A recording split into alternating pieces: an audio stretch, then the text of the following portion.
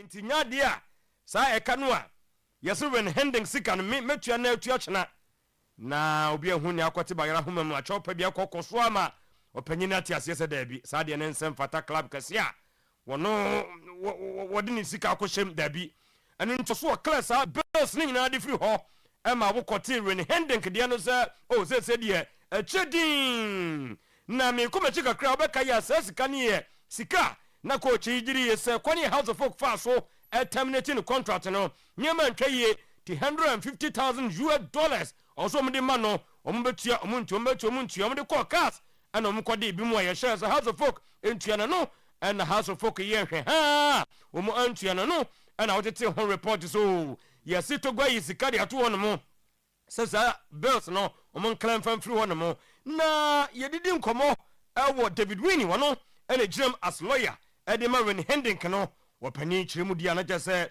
nyade a ebesina message bia su ewo mo phone so anayempo obi afa phone afro mo se e kana yede mo no ya sende timuma ye na fo mienu miensa ebeba na nso ba bia eja se ide ye checks e chese nyade a ehu sa ebia huebe bosum we no nkona we yesa na kura no ye 22nd yes nti ren handing woni David Winnie lawyer ne ejade wo daka mon kama koma ntum yem yen checks just o hete na de aka ne se be reflect hu be nu sabosome no emra na wie no na chese enyema no atumi aye kama ama bibia nso atumi akoso wo ho so calls for FIFA reform grow and it's growing. There's now a debate for over FIFA's proposal to extend and expand the 2030 World Cup to 64 teams. Yes. Gianni Infantino said the whole teneba. Yes. Now no ya na the World Cup you got 48. For so the kayen kakra. You had it quite easy. They say why is a World Cup and there's a crew back over to there. I think we are moving past that era. Yes. Until World Cup na near the Aman Krumi no my year. Or say any member of FIFA also deserve to take part at the World Cup. And therefore, as some Infantino the Abane say, when he has the support of most of his assistants or deputies, say, Yemfa World Cup no go 64. 64 countries to take part at the World Cup. And no, the usual critics led by Javier Tebas, Seblatan and Crawford, and they say, look, the World Cup needs your money fair, attractive. You need to fight hard. So, remember, World Cup is easy for anybody to go. Thomas shall say, cancer, must say, it would overburden players and domestic competitions. With some calling for FIFA President Gianni Infantino to step down. Say, look, say, yeah, about Champions League qualifies, Europa Champions League. Yes. The World Cup just got finished. Oh, Sakwe is 64. By 64, it means that the World Cup will be expanded. Yes. You been a round of 1/64, you know, 1/32, 1/30. You 32 now. So 64 no is increasing the number of groups. Yes. And they think that about World Cup. The World Cup will not be premium, a prestigious event again. Yes. And you know, and because also Funubia banner 7-0, 20-0. That is not the World Cup. But the economic impact, Sika and Crazy a call World Cup by Ghana. Discover 13.5 or so. But we are on our way to qualifying for the World Cup. So the economic impact of the 2026 FIFA World Cup stretches far beyond the stadium gates. Bank of America estimates the tournament has generated $20 billion dollar boost for the U.S. economy, and that will go in favor of the argument by Gianni Infantino and others say. So they say trade, and very soon countries will have the opportunity to host the World Cup. And once you host the World Cup, your economy will grow. Pep Guardiola and Italy from common. Yes. All the big boys in Italy are now adding their voice. Almost say, Pep, come to Macedonia and help. Baby, I born no akwa kodro ye nya wo Professor Pep Guardiola. Enye nobody. Entinano and Paulo Maldini, who's not the technical director, Leonardo and all of them. I used to DH Mancini Moso Mbenya Nankomeja because they are also interested. But report said to take a miracle for him to coach Italy. Adinta Obiachana. Nah, people are saying that Pep no. Come on, Pep, he played in Italy. Yeah, my last time making. He played in Italy. He played with some Pure club back home. Yeah. Pep played in Italy for a while. I think so. And I think he's been having some holiday. But Baba check him, mommy. I'm so old, you know, or a chino, or Koboka crowd who. And Timardino so say, or no, now we're technical director. No, young man say, a go sporting director. No, so, yeah, and or no, yes, Pep Mra. By any Pep Becasa. On a Pep Becasa. Yeah, no, a few boom. No, a few for Pep. Was a Pep the woman that are now ready. Pep Bob Brescia, he played for Roma and played for Brescia. Yes, so Brescia 2001, 20 to 2002. Brescia Calcio, 2001, 2002. Yes. Where only the likes of Roberto Baggio, Andrea Pirlo, exactly. Roma in 2002. Omiki only few appearances for the club before or returning. So he played there. Yes. Free Bassano. Or Brescia, 11 games. Then to Roma and back to Brescia. And so I call Al Ali. Yes. And I call Pep Guardiola. Dorados. All right, so that's a familiar territory for him. Manchester United. Reports they are considering a move for Warren Zaire Emery. While other clubs continue their preseason recruitment. Transfer window takes center stage after the World Cup. With the World Cup over now, I didn't have a start for transfer. Yes. Transfer number and they say so. Yes, you have a paper to top from. And a transfer can see. Oh, Europe and Europe. Why? Marcus Rodri. Okay. Rodri is going to Real Madrid. And also by the last 24 hours. I might be convincing Fiorentino Perez someone at Jatu. Madrid team is in your crowd. Yeah, we come out to play 7. Oh, just 7 the team no at the Liverpool are assessing their squad following the World Cup with attention turning to potential arrivals before the new Premier League. One would say, "Which no Marco Fano." So man players. No. Okay, so Jamie Carragher and Asoda Ibim or Danyani Bia or Sodaya no Abebusa Sam or say English champions. Omuntu player Bakokra. Mr. Carragher, you are wrong. Arsenal first major signing was Pierre Henkepi. He was his statement signing. He's talking about statement signing. Statement signing. Pierre Henkepi, your statement signing. You on your statement player. DNA statement. Pierre Henkepi can't be a statement. Hana statement. The same Komoya Eko to CCA. I likely said the boy will join Arsenal. Boy, Julian Alvarez. Say if I know say about Arsenal, it's a statement signing. And there's will be any statement signing in England. England. Elliot Henderson. When the born a statement. Nah, what the player did last season. Now Elliot Henderson last year I say he wasn't better than Pierre Henkepi. He was better than him. He was better than him. He wasn't better than Pierre Henkepi. He has to team. That's him now okay. Pierre Henkepi. Ona ze oma ka chem sem ya ma me fiu nti na me fiu. Asra for the casa. There be. I'm the me fiu. Asra way. Because season Elliot Anderson obo team ketwa eno okobo so they akoton 116 million. Pierre Henkepi no obe joining Arsenal first season Magic League abo Champions League final also need the any statement signing. Do did not tempo as a corina and you need any statement signing. Okay. Welcome. AC Milan and Inter have purchased the San Siro site to construct a new 71,500 seat stadium by 2030. That's good for them. Okay, Ebefin Swa. Asante Kotoko, all the players, I think almost all of them. Yes. But one player who's here to report is Emmanuel Lemchi. And the club doesn't seem to know his whereabouts. I say, money at the let's allow that to stay. Contract, you can't do that. Yeah, so you also have to find out from him what's happening to him. Stanley Menzo and other officials are quite worried, and they think that the young man should come and then do what is needful. The club is currently assessing the situation and could take some action if it turns out to play another. Nguvu mining.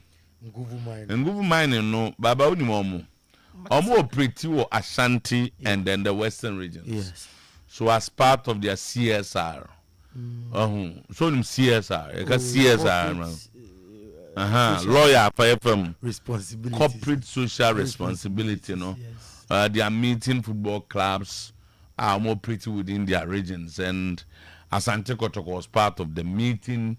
And the meeting where Kotoko was represented by the chairman, the executive chairman of the club.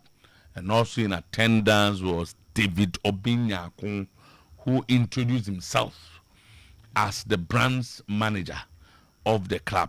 Meanwhile, Kotonyanya official, and I'm going to news kakra, official outdoor in Bia. But the chairman was there. He was ably accompanied by the new communications and brands manager at the Nguvu mining meeting. And no details of that meeting. So my guy was say, the best start to talk to form. So, reps of Dutch coach Renel Hedink, the who Rene Hedink, or say, what it is, Harry say, check be echo round. Omudi Medri. So, Bafo, but has farmer near somebody in Tom. And said, and Harry be take it 3 days. Yes. Okay. So, Mediama said Coach Ibrahim Tango is fully focused and prepared for the Open. I'm going to Tango Beka Champions League. Obi, I said the question was about the Premier League. Yes. And I'm going to be prepared. So, Mediama about Champions League. I'm about Champions League. Yeah. Focus and prepared for that one too. So, we need the kick account, Isaac Amwakoni, and there are a lot of stuff in the news. But 9:53 say, I was here this for God, and I mean, who almost hiding. I say incoming team manager there. So the open team manager, and that's the report. Now, got one team manager. How many be at the moment? They say we have almost from Ponko. Champion. Kind of bad there. Also there he come. I don't think so. But I don't know if why assistant coach now, no, but he has here to be a team manager there. Where's that good way? Go Stars. I don't know team manager. He was part of that. Oh, okay. So no, no, I be we are. So as you team manager, you man was assistant coach, you man. To no, I be we are. I think I bad. He was a good captain. Onu kamari na. I've been looking for him for heroes. Me free baby any kwakra and the other I will chum and my answer. All right, now you heard. So Kanjin and I drinking water. Kanjin for omne catch me say. Asna for no Kanjin say. And Simbu ana open information for Asna for until I'm in few. Omne catch yeah.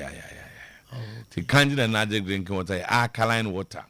Oh, sorry, Biana Benumusia, no, I heard Kanjin actually crying because it's a Sansa name, a clean system, no.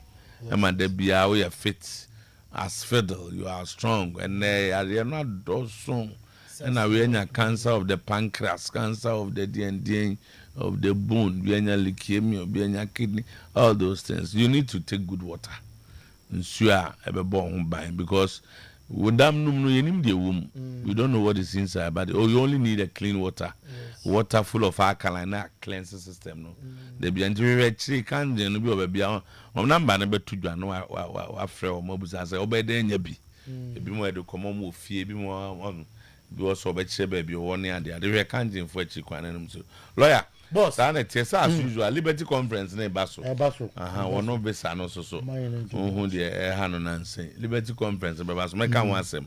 And Masaka said the new way is solar. The new way is solar. The new way to go is solar. We sit down for Friday solar chick and we no chum. I doom kania na generator na tatata na hang of adwene. Master solar ti wasem. Omra on contact me. Wow here bia translate for ama adwuma say there will be here bibia hu yan. You bet me aye ntino. What I say? On number so the better. I'm for ntwe as na free na kopim Saturday. Of course. And every near copy memenda. Sa statement sign no more pen on betting who asem. On betting who asem. As na so sign or sign. Time I declare right. Only mas my Jimmy was motiti Bruno Guimaraes was Bruno Guimaraes no. Motiti place no. Uni mudinti as na pen no. Oba be support Zumendi o. You play ahead of Zumendi. You me say obe supporting. You play ahead of Zumendi about 34 Premier League matches for Arsenal. Nadia no the change. I don't know many league no. They all playing the league last year. And I say I'm revista. I'm go check here. Oba boy head. I'm ahead of Obia. Tina Morgan Rogers so you buy him or Bola Odegaard. Mo bono World Cup now. What's my man go Chelsea? Okay. 9:57. Bench na ko better Morgan Rogers. Ko nya bi mo wadwane. Se Bruno ho no so be dwane o nwane. O bench eze munyina ho England. Wanya. O bench eze munyina ho England. And I'm go do say. Oba head of Eze. Go do since 66. Omonya best. One about wanya. Oboja Eze. Oboja na we. Oh, na Morgan Rogers abe no nya akoy be no. Akoy coach na tente onya ade be no nya bibo. Oh.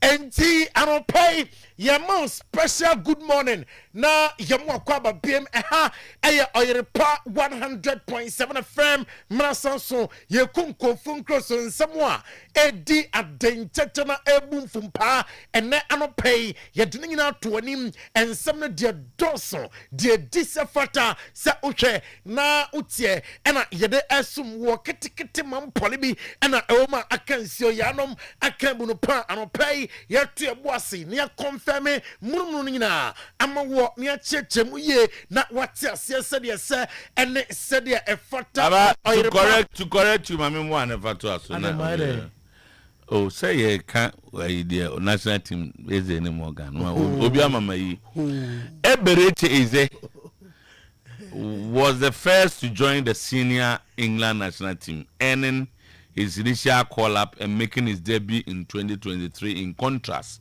Morgan Rogers received his first senior call-up to the Three Lions later in November 2024. It will be so because you don't expect we are going by his play last season. Minim player be no Premier League in position oboni ye channel. Position on design. Oboni ye channel. He was playing for Aston Villa. Aston Villa design. Design. Oh, and your first asem. Ezebo no bobi. Arsenal kura. Well, bench player was Arsenal. Spare time was Eberete is there. Spare time was because he plays for the Arsenal. Spare time. It's not easy to play for the champions. Arsenal spare time. Now when you Arsenal play spare time. When you play for the champions, spare time for the champions. Spare time is better. Land Cruiser spare time. No what thing. That's in Govoka. Spare time. Eberete. So Oyerepa Radio, Oyerepa TV Ghana. Oyerepa Radio, Oyerepa TV Ghana. No say na unyanom anya bi etimi atwententa. Echo Euro 2024. And the post World Cup stories no ya the uram kakram na 2026 World Cup final abusiam the etienne ya say open World Cup final masa supporters and fans etmasha pa World Cup final Spain and Argentina boy na North America home a certain new benchmark for the soccer broadcasters now say over 60 million viewers and a team a view game on TV nkwa and afa ya confirm story no at the amawom tele mwendo and afa ukomwa na say first forum I'm going to tell Telemundo Forum HMS Nyamianum Ukraine World Cup Nedia Omamonka and Faswatimiabam and your reporter a film Telemundo and I say Fox Fona Suyam Eltoda and Anopay Donald Trump and I say Johnny Infantino sa young Kenny Pombom na ya organize ya dear or ya dear pa enti aben nominated sa datibianum enka woman foreign room na ebansem woman ye jumam ewo United Nations wa amram na amboa na bianco ye to nominated sam General Secretary of the United Nations beya woman enfama Gianni Infantino and you Donald Trump and samam or the atujam and ne anopay Javier Tebas and Akikambi at FIFA and Gianni Infantino I say system is sick I say FIFA system is sick ninginam and sam obestande to 64 countries at the credibility and with Biaba World Cup Gianni Infantino a percent or say no as a World Cup by nim titenom and you say and na AC ATM Javier Tebas and na ultimate World Cup or camanate sa hydration break na a line and throw and no mukam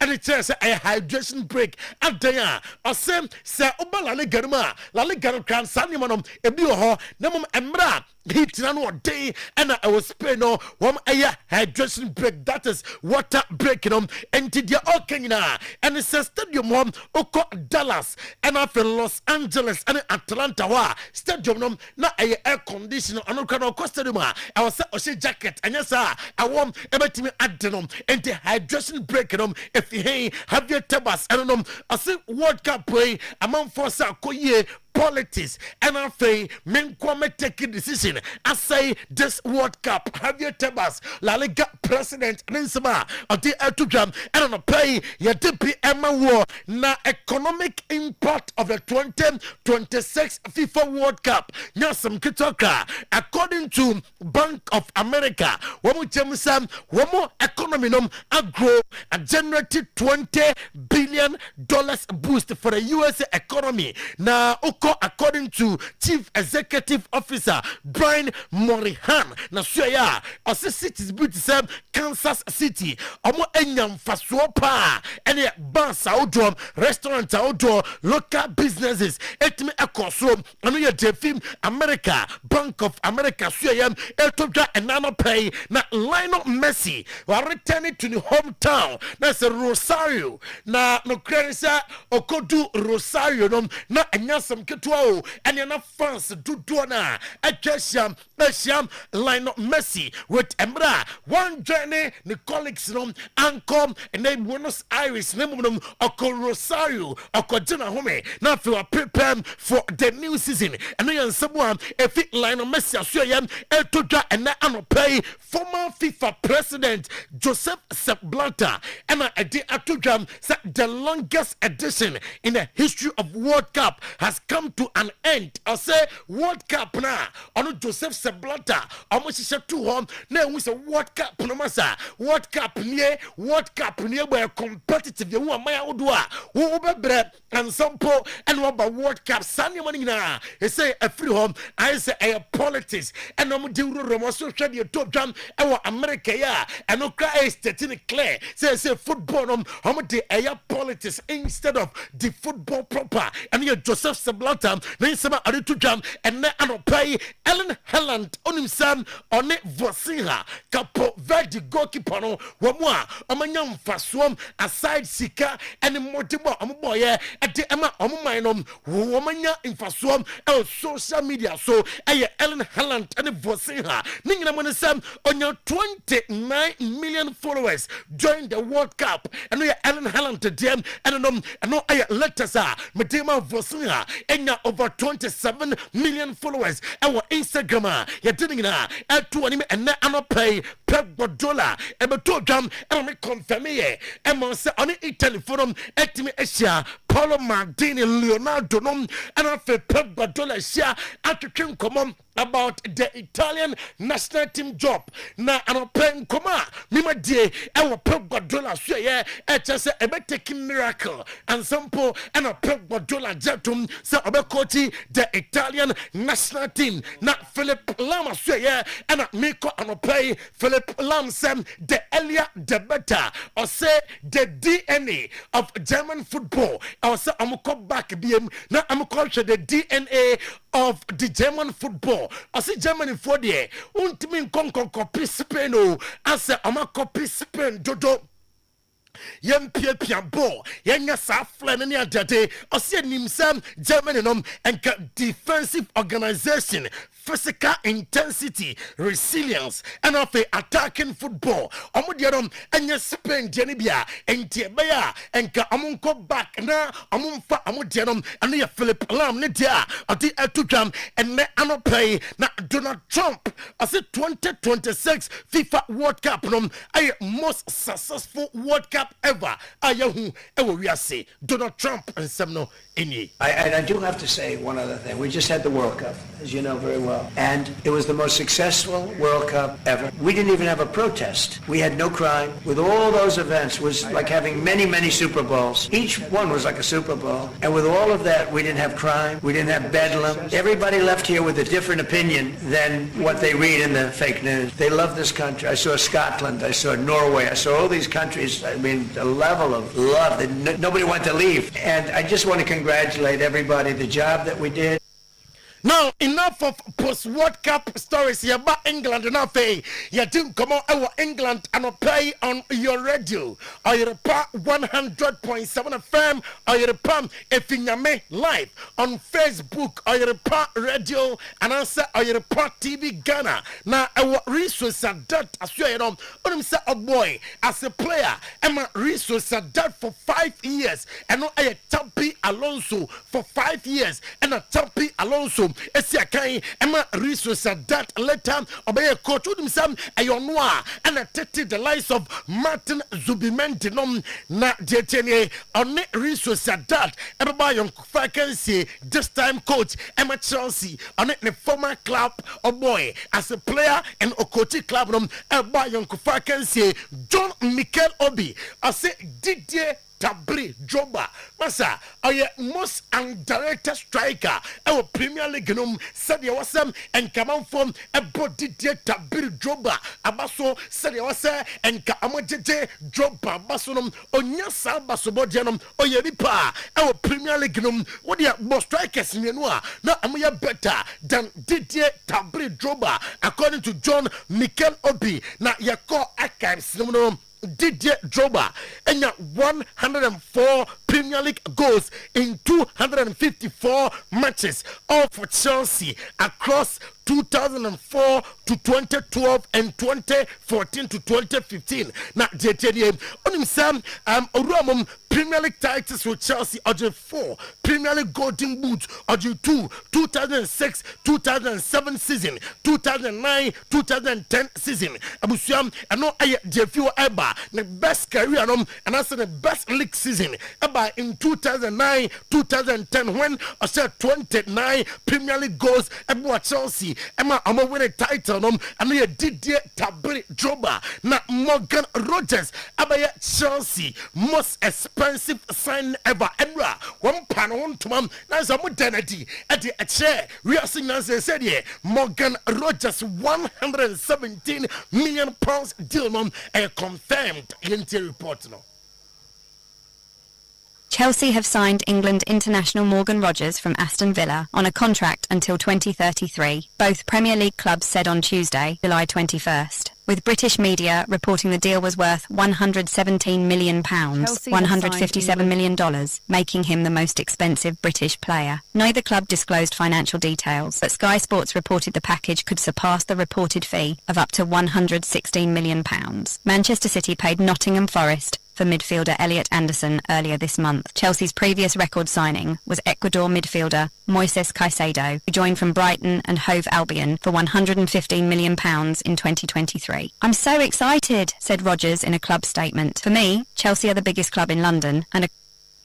Now, young Fiona Fay, young called Manchester United. I must say, reporter Kutame and pay authoritatively and Sir Marcus Rashford, Sir Uncle Babia, Manchester United, yeah, I'm a Jane, Sir Amatono, I'm an English club here to strengthen that team. And your reporter, Eka Yansano pay Yoli Telemans, a player, a man, Bobokwa, you're from Manchester United, Yoli Telemans, and you to just say, he can't wait to start with the likes of Benjamin Sesko, Matthias Cunha, now I say, Obo Bakum, you know, are you training 1, 2, 3, 4, I'm better, and one, I'm integration chemistry. Aya Jumam, I'm a Manchester United guy Navu at the Atudrasa Champi Alonso, a Jumana. What's here? Our Chelsea or Gideasa, a Baswabapa, were Perino said you see one ball, as two players, and an autorum or believe Sam, or Babuam, I'm a Chelsea,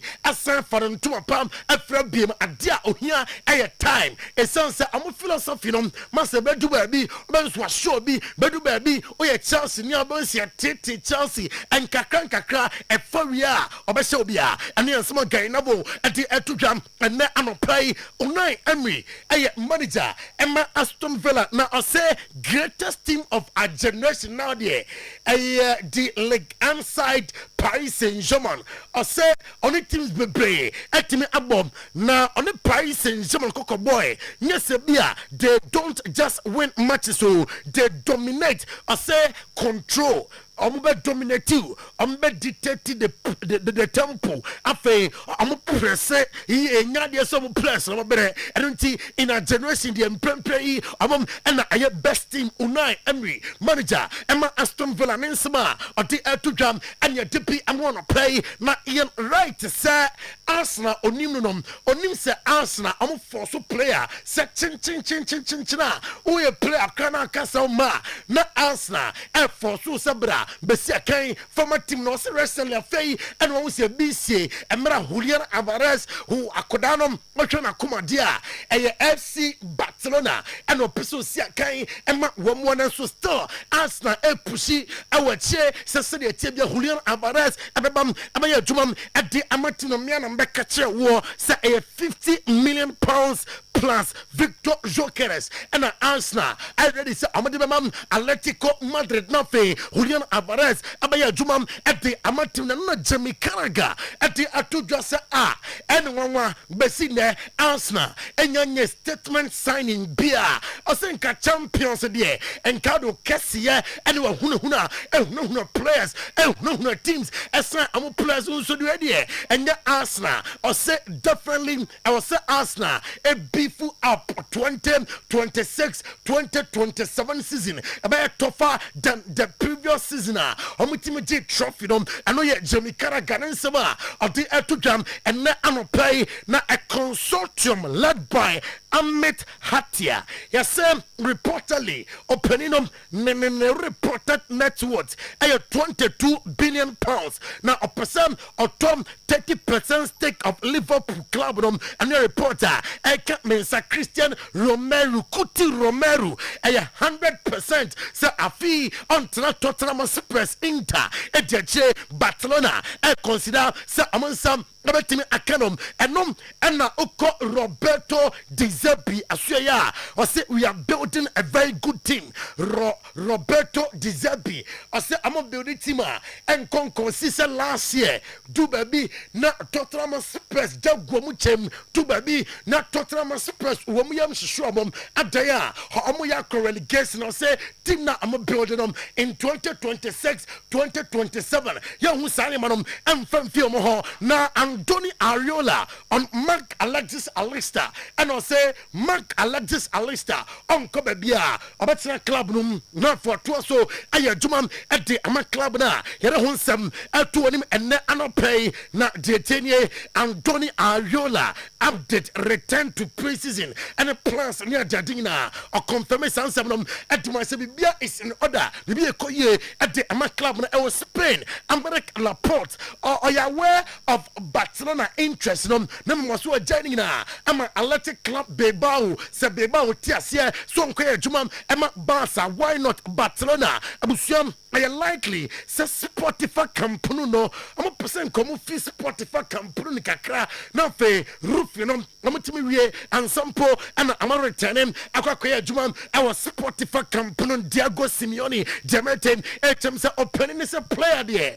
Osisi one penny team on Siakai Emma Atletico Madrid Bema Montono and Julian Alvarez Letters and Diego Pablo Simeone and it was an NJ our 80 Madrid dia and penifom intimate enjana kwai na Demede sorry no Rodrigo Cascante, a player, Emma Manchester City. Na aka ne one season, na ne contract abana wiye with City. Na unimsa aba sa Madrid Apeno.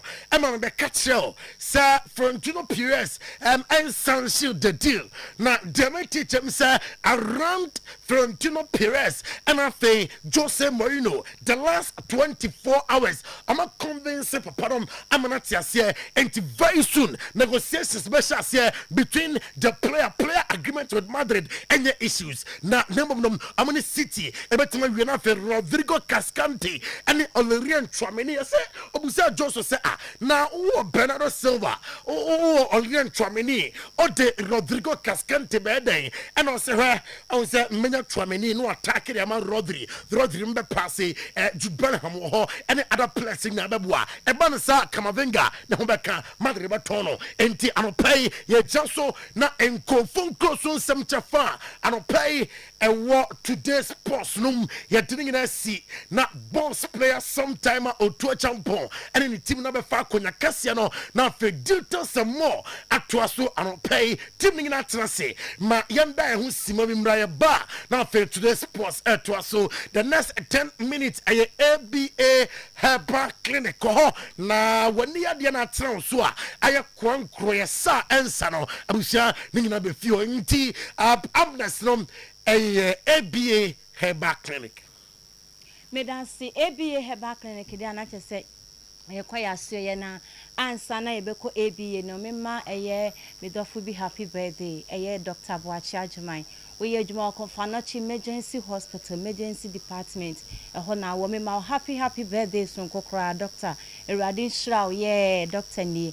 Eradin Shrow no peja unfe adum nko adum happy birthday doctor wakoma penti no ho nyankopon Shrow ate on facility shower from ma ade bi eda wakoma so a wo hwehwe wonya ya anka abe mama no aiming to that Erade manim bremu emfa emma Nyakopon Shrow papa oye adwuma konfanochi emergency department na doctor ewa oye adwuma Dr. Otuo-Acheampong happy birthday and na no pay dey ABA Herbal Clinic asuye na medi wo ewre na wuti ABA nkapen wo hunu se wani ni ho nkomo na ye ba bedi na no pay mi bi sase wani ni ho nsem etesei obi si masem na no pay afia wo ba be kan o se me kan wani ni ho asem esan se twere konkon si nipadua kan ani ni ani na se wani fra obede na wakọ na abede na waba nti o se me ni wudi wani ni ho nkomo isan se ye bre wo mi sese ya no kasa ide ebe ni ho nsam de a wa woni se ye ne kita sasafo na ebie heba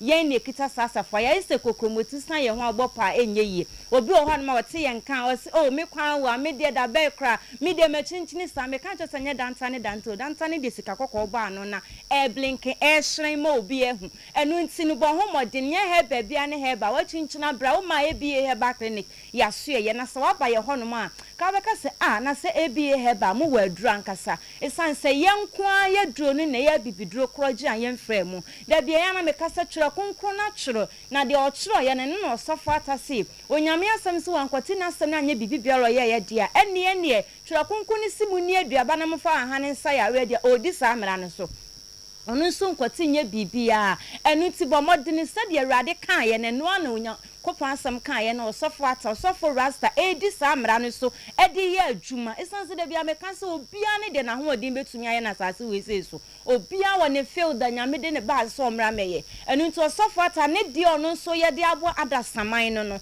eni se wani no etesi so gra ko ma age aboso na wotwa ho ba bia ntwa wani ne fra ehuna de ebiem no wose fa bra wo ba Erade be fa na adro no so ama ho atɔ ubesensi that there my to said ya na wotie na enu nti mesro se ABA heba de osofo ata osofo rasta no ane powura kwaye bretuo mu ekope no branko hini no tan no na ode abafie enu nti ya ba yesi wusura dunum minsumi sura dunum yeto ye boase ne yesi bi na ye powder ne ye de amount ade e chia no pe obi a waduane obi bedi koko nti se koko na obedi a wo de powder ne bi begum na wadi empanyimfo se ani bo ekotirim na se kotirem di a etwa se ye ma waduru ebe ye wutini mu adwuma na ye ntini mu adwuma na ye mogya ni mu adwuma na ye amama ne nyina afi oni ne so e de ama hwa ne nso adoptafo ani mu de ama enya ntiase se entini ne da ye tini mu ene ne ye ni di nkita ho pressure bentini ne so ama mo ye de abenye oha wo wani ne so enu nti na ose ye ma waduru a wo ba no mafra waduane ya wudi ubedi aduro ne de afra waduane ya wudi e wo se de ma na kohwe ni dido e de ama kohwe wa de dido na wonu na no pa wiane anwumre na aduro na tinya bie ntini ni mu aye mu adwuma ya mama ne nyina fuani ne so e de ama enu nti mesra wo pa se ye glaucoma pa e fe ni hintefraya e betimi aba ba soa wo emfie aduro ni akire emfie nson ni akire na wo kura wo nya hu se wo nya glaucoma ni bia bo mode na bra ye bie heba obi nso ho no masedan kenyankopon so wo de wakọ hospital doctor ka kire wo se wanya glaucoma ni bi me pa to suju hu de wa maame me nu awutie me oh mitime kọ ba fi etwem 2022 me kọ ba 2023 me kọ ba 2025 me kọ ba sa na we nso me kọ ba me simi nim wo bia na oba ya so ya na oji ne hu dis na o se dakro pe me da sorry ye ne mani afra me hu ade bia ma dadam sa mfie num ne akire enu nti mesrew me ya na ma ye ne manya anya ne nam moto ho ye muso toto wakwan ye na wunnim da sa anifra ya we no ebe ka wato ho no me ba sa de wo ye na de yi hu an se me da aje nkodo nhiri mienu miensa me kwose no hospital de menya saa time no nko no me se ade ya we ne be ka wato won de wo ye bia wo begja na wakonwa na wote so no edi na wocho pepepe baba na obi nso te so edwemo na wo no edi na wocho baba na obi te ho no ma wo ye wodwuma ne de ama wo ani ntimesra wo se ye mpene saa ye tena sese ne ye kasa ye nim de ye ka enti glaucoma na ye hintefra ye ne tena ho ma ne hinta wa obi ho no ma obi kasa symptoms of glaucoma de kwa na be mahu ni se me ye nya glaucoma ni bi na mitua na momra ye nim ya ma me bi a ote ye nka se ya wo se ade wo kan nu obi na me hu no mi ni padua mu e na otua na mo ba ye me pa cho wo wa wo tifant mi dwa pa obi wa ni tifam betimi aye ne ya de just obi di ha mebo ni tiri mu e ye glaucoma na kasa chew no me pacho wo hanum so se wani ni so ye hwe abosia gu so esutimi tutu ti se kuro glaucoma no ase twa ba wani ni so wutimi posa wani ni sa na ye ko ye nua ba bi about 28 years so se doctor me wo hanum a me nan so we na mani na ye se ko me so me posa mponya ni hwe na ye kokokoko ye ma na duro kodu fie ne sa ya woni nyina ajai pacho wo hana hu sa ko ni kokko no anu atu anamo aba glaucoma na kasa chewo no me pacho obi gina wani ma hu hu ni pante se shadow aso sunsun pa na gina hu hede hu ni padua ni ye me TV so ameka so obi ho no ma obehu ni se number no kura gusu no onhu ni ye ohu number no 2233 aso sunsun me pa cha glaucoma no e kasa kire wa dawro matu anamon na anye too late amfa ma no akasa mi hu yanka oba ya so ye be ma waduru ebe yi glaucoma na mama ni nyina fi oni ni so aba ma ho atowo osofo rasta onu ani borra kwa ye breton ko penu branko hini ni tane de ba oba mfa hu ni ba bi woni na se akwa kodu ye ne kama ne adi ama yesifa kofa waduane ne di ne hwe se erade mfa haha ni so enye woni padua ni madwuma ma ho ntowa ye wokuma se kwada so adwuna se market ne chi wa ne ebutu aye adwuma wada roma kodoma hinkwe wa pie ku bi coaster branda jom me pa cho se se de Accra Kaso Millennium eye osofo rasta ku bi bo Accra Kaso Millennium adade last stop inside ho na wo de wo badge number ne freye radio ne na wuti age number ne freye me pa cho wo hwe TV na fa school phone no screenshot number ni need so ba na wo fe na ne yedi nkomo ye number ne 0541 56 51 99 0541 56 51 99 and asa 0531 78 06 51 0531 78 06 51 and asa 050 28 12 161 050 28 12 161 ABA have by a number no me pa cho wakɔ hospital doctor say a test wani no so etene wadi epia ni ni mu ene wadi epia ni ni so ni nyina ABA heba dawro ma ye ba ye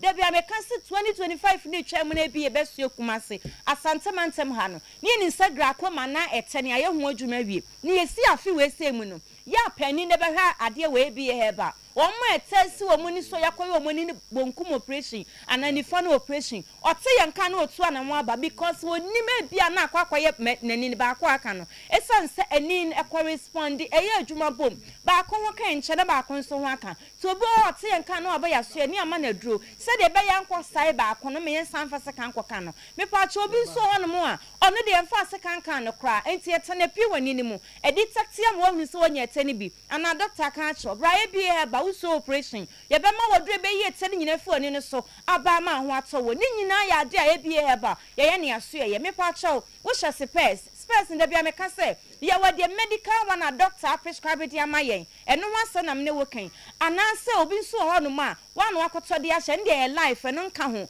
me pa chaw de doctor prescribe dia ma na medical one no eno ho asa nam ne woka se wo be hia obi na ne ba hye bi ma me hye bi akola hye bi ye mpa ne sabra ebie heba ye ba ye mo te ye nka omudi enifa yawe no haw na wo omma no eno omu nyina ba yaso ye omu omadurase dan kan Nyankopon se obeba na se person nka ne ho bie bra ebie heba yaso ye ho ye operation yaso ye ho ye mfedru mu ye ne so ni nyina ya ade ye nye bi wo yaso ye ho ye mo bi duro krochen me sesa de twa konkro ne kan obia ni ministry se do se ye ne de wo ba no ho adwuma na osofo ata ye pepepe ni ama woduro na da kwa kofe woduane adi na hye se awrade amfatum ya nhya hahan mu amfa ma ye ne a wo ba ni nyina be hye siesie ade ama me pa cho ye wo kuma se kwa da so adwuna se market na chi wa na ebutu do ma yiko wa pie ku bi costo e branda dwom wo kwa akra ka so a enkran ka so millennium ada the last stop inside wha diabetes ne ha wa bra no kwa bitam wani afra patcho akọ hospital doctors wanya HIV mo wani bi oba ni nyina be hwasiesie ade ama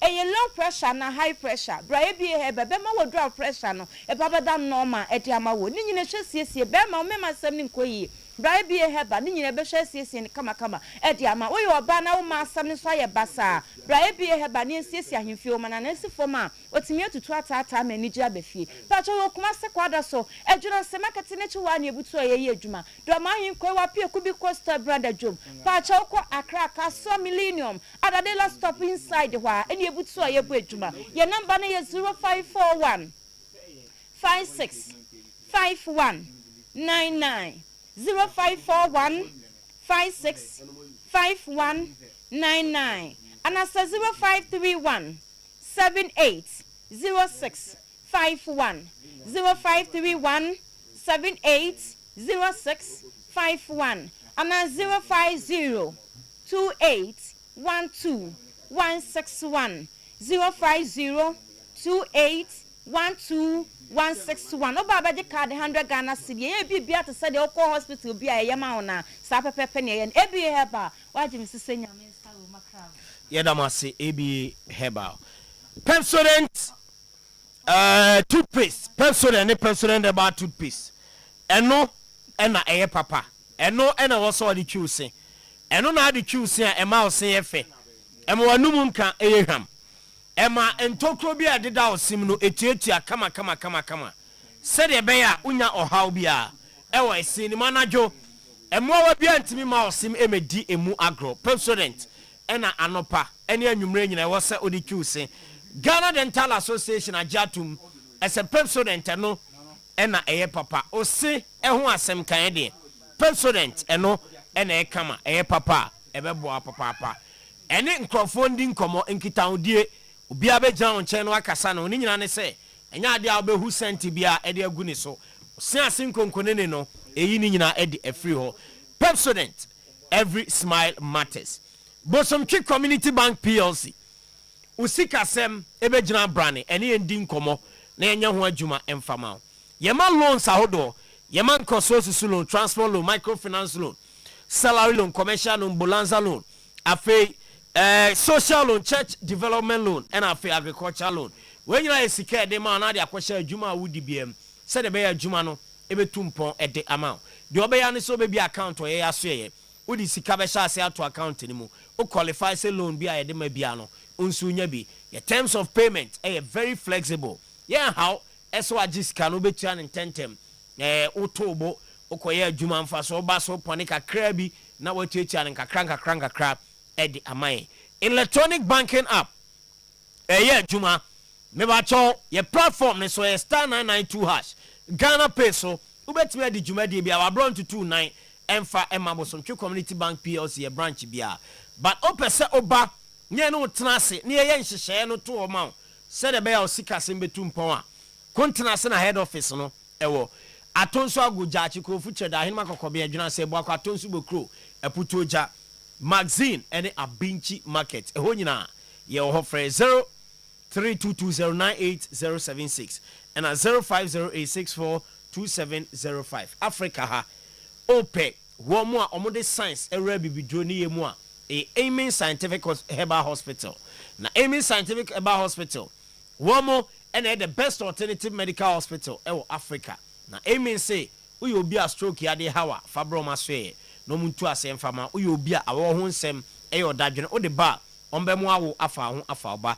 Aiming say yade kwan krobro friend chronic disease or infection o de ba ombetu ase ede ama ni nyina ne say fidie na edi free nipadua no e free tisu kosu na ase yade bia ehinta ewo nipadua nim no ebepie enu no ye makomako aduonu nan enu no ye de ba ko kan wa abenya yaresa mienu miensa ubenya yaresa FDA agesa enu no ede atum Emi Scientific Hospital ye okumase atwema tachiman kwada sofo ase ekwan so eho ene ewo 18 other branches e Ghana ho nyina kwa yade bia ode kɔ no ye behwe na ye free ho ede amount ye enchi boga wa bibiani Accra Takra de Tamale atebubu nkoko sunyane ho sahidebiso ene hohoi eho nyina kwa Emi Scientific Hospital ye ho a ye di adwuma enso ewo ho frɛ 0277 001234 0277 001234 any Aiming Scientific Hospital ND Enkomo Kangen energy drinking water the best, the safest, refreshing alkaline water ewo edwaman so onum kangen nsuo na edi dwumadie pii ewo nipadua nimu kangen nsuo ne sanse alkaline wom na ne pH wo so ntino a detoxify system no be so we dey brofo kese we ba cho detoxification of the human system and say enuane ayedi ensu aye no mo enye papa eya na eja acid e woni padua ni mu onom kanjina e flash system no acid bi aka woni padua ni me sign enuane anwa dodo ayedi e woni padua ni mu ensu aye no mo enye papa no na akotaye mu na kanjina be ni nyina e dey free ho kanjin be ni nyina dey free ho no alkaline no e betre ni padua na alkaline ba yade bia entumi enter system Dr. Otuo-Acheampong say yade bia no ebetumi survive ewo alkaline environment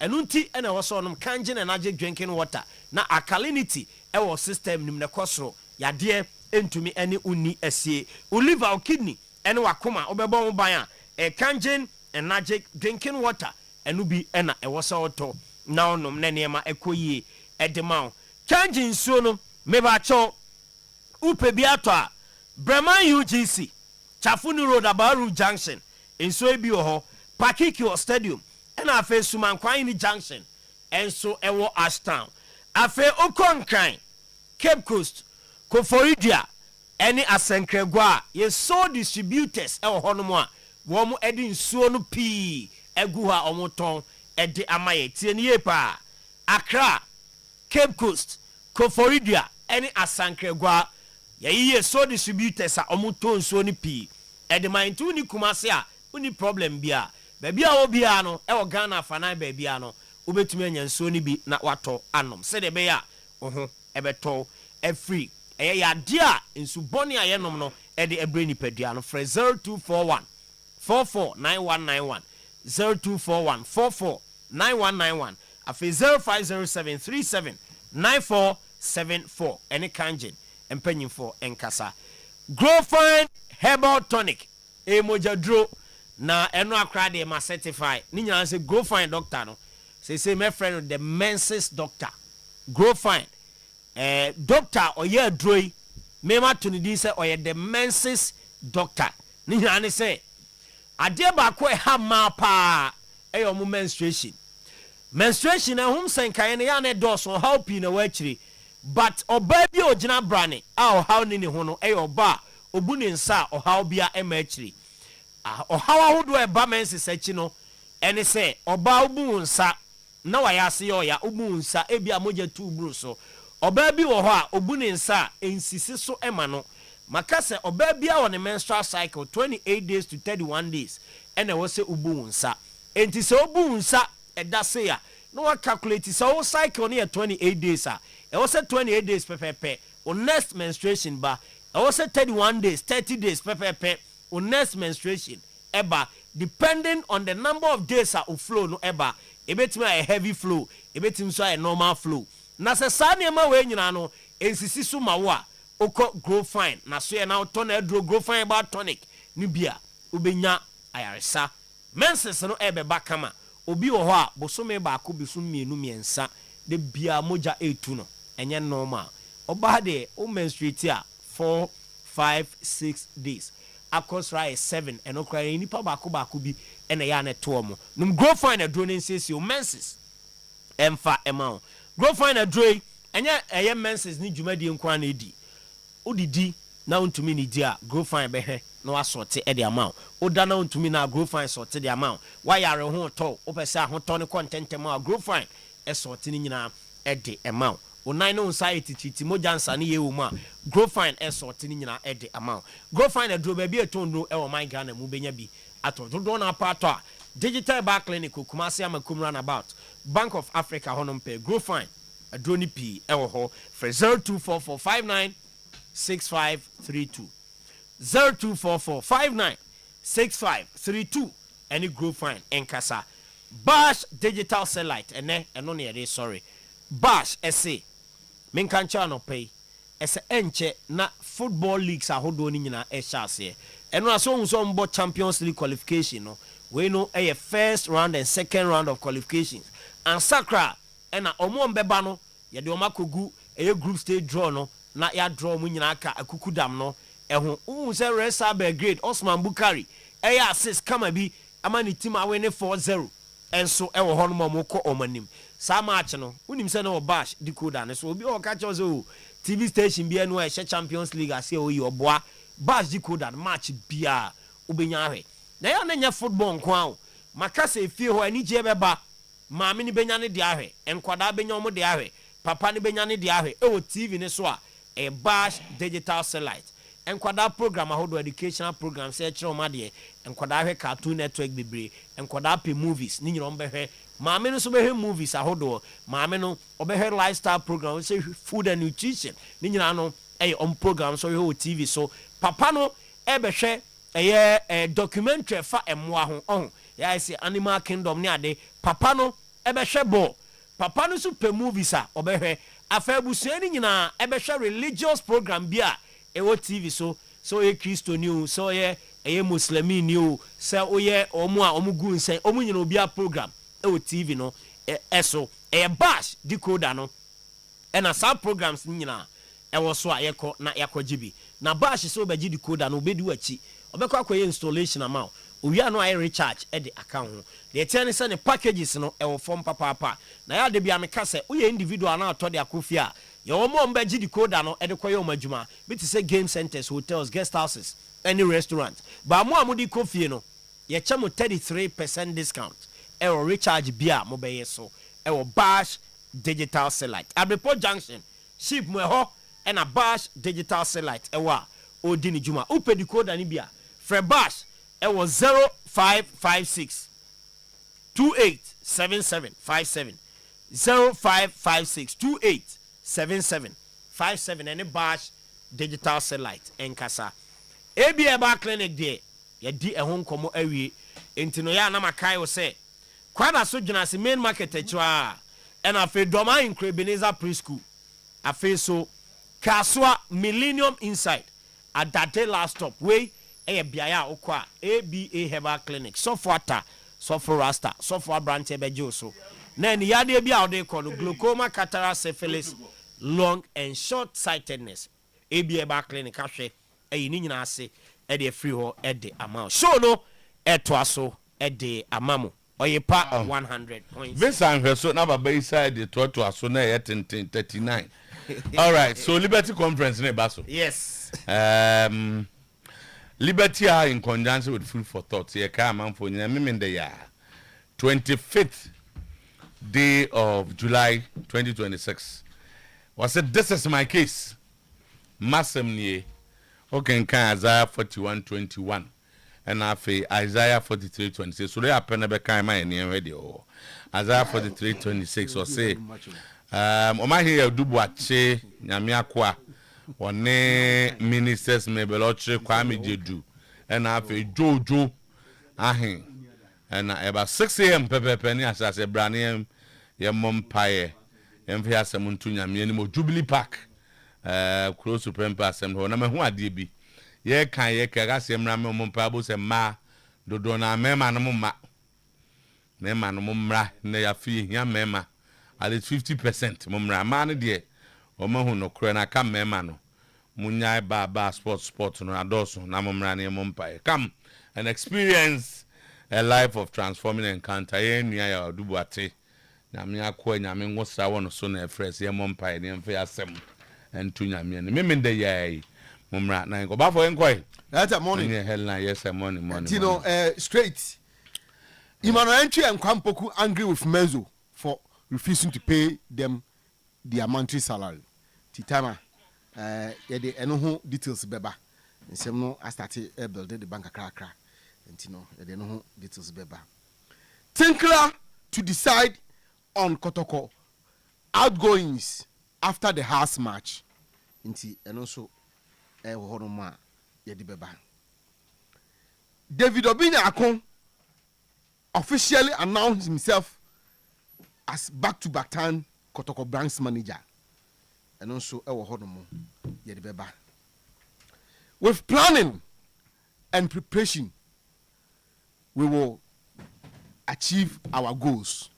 Tinker response to board chairman's target. Tama, and also Honomo, and also Yedibeba. If you dare organize, justify at Pobi Mine, I will personally storm there and close the facility down. Deputy NCC National Organizer threatens House Management and Board. Tama, and also Ewo Honomo. And also Yedibeba. We are yet to hear from House of Folk on how they will pay the debt. David Winnie, Rene Hiddings' lawyer, speaks on their money. And Titama, we quick. And no my ababa no and no. You buy your voices kakra or your details of other stories no. Need the nina ababeka home. Not just say, you jag go no. Young Kwama on Emra. Black. Akwaba, it's you. Dodo, some be able to go there. Namiadum. But I say, Chama Alexo, or me, I'm attending can't check. Oh, sir. I challenge yes, I chip you, but I think it's a while now. Oh, Yen Charles. Okay. Yen Charles. Unyana now. Oh, now on the young I dance Diana and go for Dipana. Okay. Now, I so quickly in terms of customer care party. Oh, okay. Charles number one. Okay. John would dance your pan. Okay. I say, yes, you better see na Matia, Yadibiabwa. Diabwa, sanity. Alexo. Zero somewhere. Material son ganche kakra. So before the zero be fine. So anyway, BBI come up. Ganche kakra. Zero days here. Season best I see. I was asking the idea better than ka. Okay. I say do see the idea better zero nka. Okay. Asking the better than cancer saying. Oh, so be send message about. Say okay. Okay. Matias. On zero no Arsenal no dream. So to work up problem we enti I say now club and some match here e dominate pa na Liverpool kakra ho omo coach I interview say we definitely need to sign a winger. Enti Ariola and on say Liverpool akopem America one or more to more next phase of preseason so the first incomodi odi am kodo America na odi nkomo no se da bi Osheni squad na any nyama course on na Salah already know the can interview say they cannot replace Salah because Salah tier no.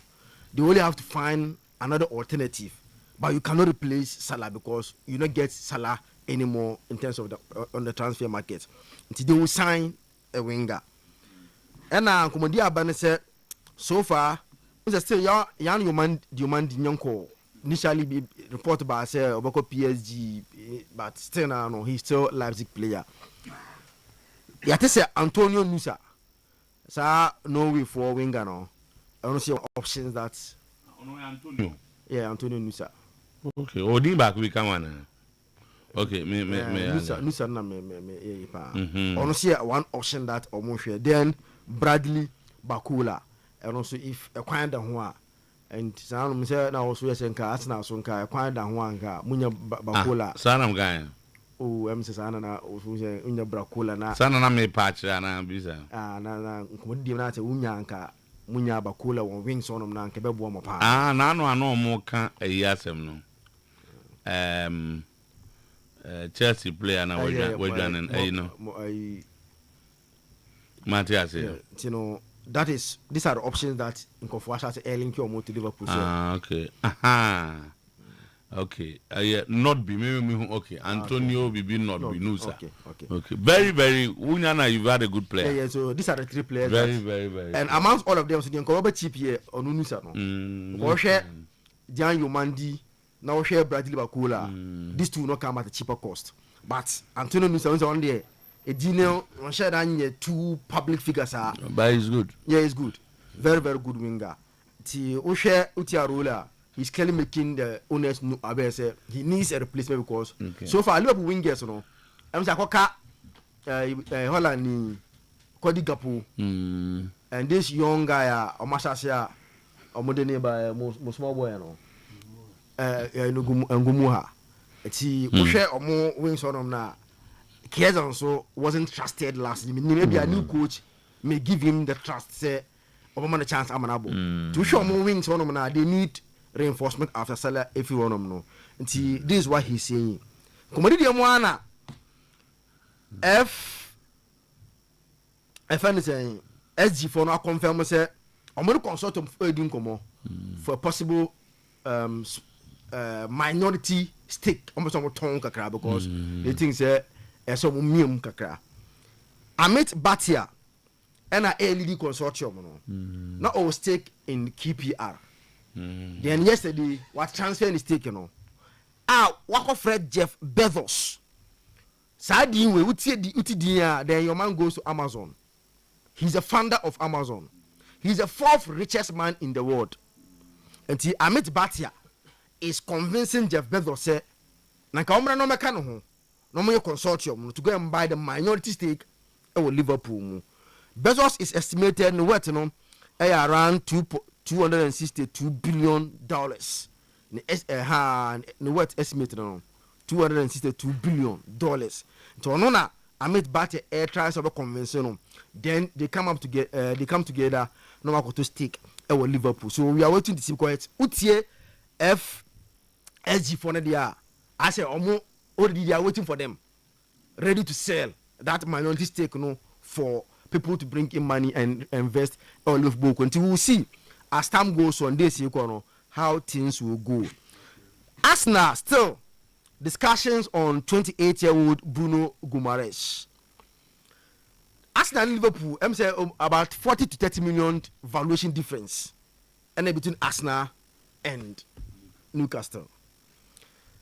The initial Arsenal were around 65 million pounds. Say, I don't feel say enough for the 28-year-old. Newcastle are valuing the player 100 million. Now, Arsenal so are looking, yes, very good player, but 28. People are making reference to Elliot Anderson. Free furniture, Nottingham Forest. Because the discussion is that so offer Elliot Anderson, never Bruno Guimaraes, no. In terms of who have really played very well in the Premier League, Bruno Guimaraes. Elliot just had one fantastic season at Nottingham Forest. And Elliot no ground, so Bruno Munti and free Newcastle United. or Newcastle. But because of the likes of Bruno Guimaraes, Sandro Tonali, no onye bi mbo. So Newcastle, and a surplus requirement of Master Uncle. So they allow him to leave on Nottingham Forest. Lucky for him, he went there and have a very good season. They 100 million to Man City. So Newcastle fan who said there be Elliot Anderson. Nobody just one season, 100 million. But when they are established Premier League player who has demonstrated, said yes, he is a very good midfielder. The Antina more about 65 million, 60 million, and a Babetono. And okay, we are here as Arsenal for are trying to move to 170 million. Now, I'm not convinced Newcastle for say Montiase, Nanko Monton, Bruno Guimaraes, and Momo. But I dare say Newcastle for Tias and say, Sir Anderson, I'm so say he's younger than Bruno. Well, Bruno is 28. And if Bruno is 28, now Elliot Anderson, age, you know, I'm sure say a better former. It makes the evaluation, no. Because an age, no, for my, just say, you know, like Sikano, there's a possibility or no, they are no better because of age factor. Yes, Elliot 23 years. And so Elliot 23 years. Now Bruno 28. I think they never adding to why we value no akosro they are saying Bruno. But I think say Arsenal, if they are able to push to around 80, I'm sure say because clearly I think I've made it clear say Onya Bruno Guimaraes on the Mafuro, and something that they are doing already. They have signed Christos Zolis, the Greece international, for 40 million. Oh, say they are just waiting for the final preparation now. It has been confirmed. Bruges for now. I'm Arsenal for BB. I can say Arsenal for no boy and baby and all the people were saying no man and so. Last season, we said Arsenal had about 7 attackers and a ball the Premier League last season. We share on attackers some of the ball last season and 7. And already we have. And I'm saying, is it 8 or 7? One of those number. And we have him. What's the name? Trossard. Ephraim. So it comes a direct replacement and for that number, and of course clearly this is a number that Arteta wants to work with in terms of how he wants to play. There's a Premier League, the Carabao, there's a FA Cup, then there's a Champions League that Arsenal want to win for the first time in omo career mu omo. So they want to win the Champions League. Now also Eddie account back was now Christos Zolis too. In the Belgium League last season, normal Bruges for 17 goals. Out of 36 matches, Omamo 17 goals. It's yes, a different league altogether, but they see him as a young prospect. Obia, Ocean 8, now Ocean Bona or Bona. That's one in him. I'll bet me I improve. I a better player. These are 1 or 2 areas that they are looking at. Now, one area that Arsenal for no supporters if you say as Arsenal share, and the absence of Saliba for some period of time. At least one could cry the 4 months. Confirm say the list confirmed by when. Oh, say the. I read somewhere say he might not need a surgery. No. And I won't share no baby. No, say. Son or the no look about work up no. Oh, me can't be me so much kind of as won't share. Now, okay, confirmed. Was that the word confirmed? On the mammy bem. Oh, say. Was why no was him come will become but you remember confirmed no. And to confirm by who? Oh, say from the friends that team company. As and doctors no. Or man say at least he has to have the that but as and doctors no and confirm us as him.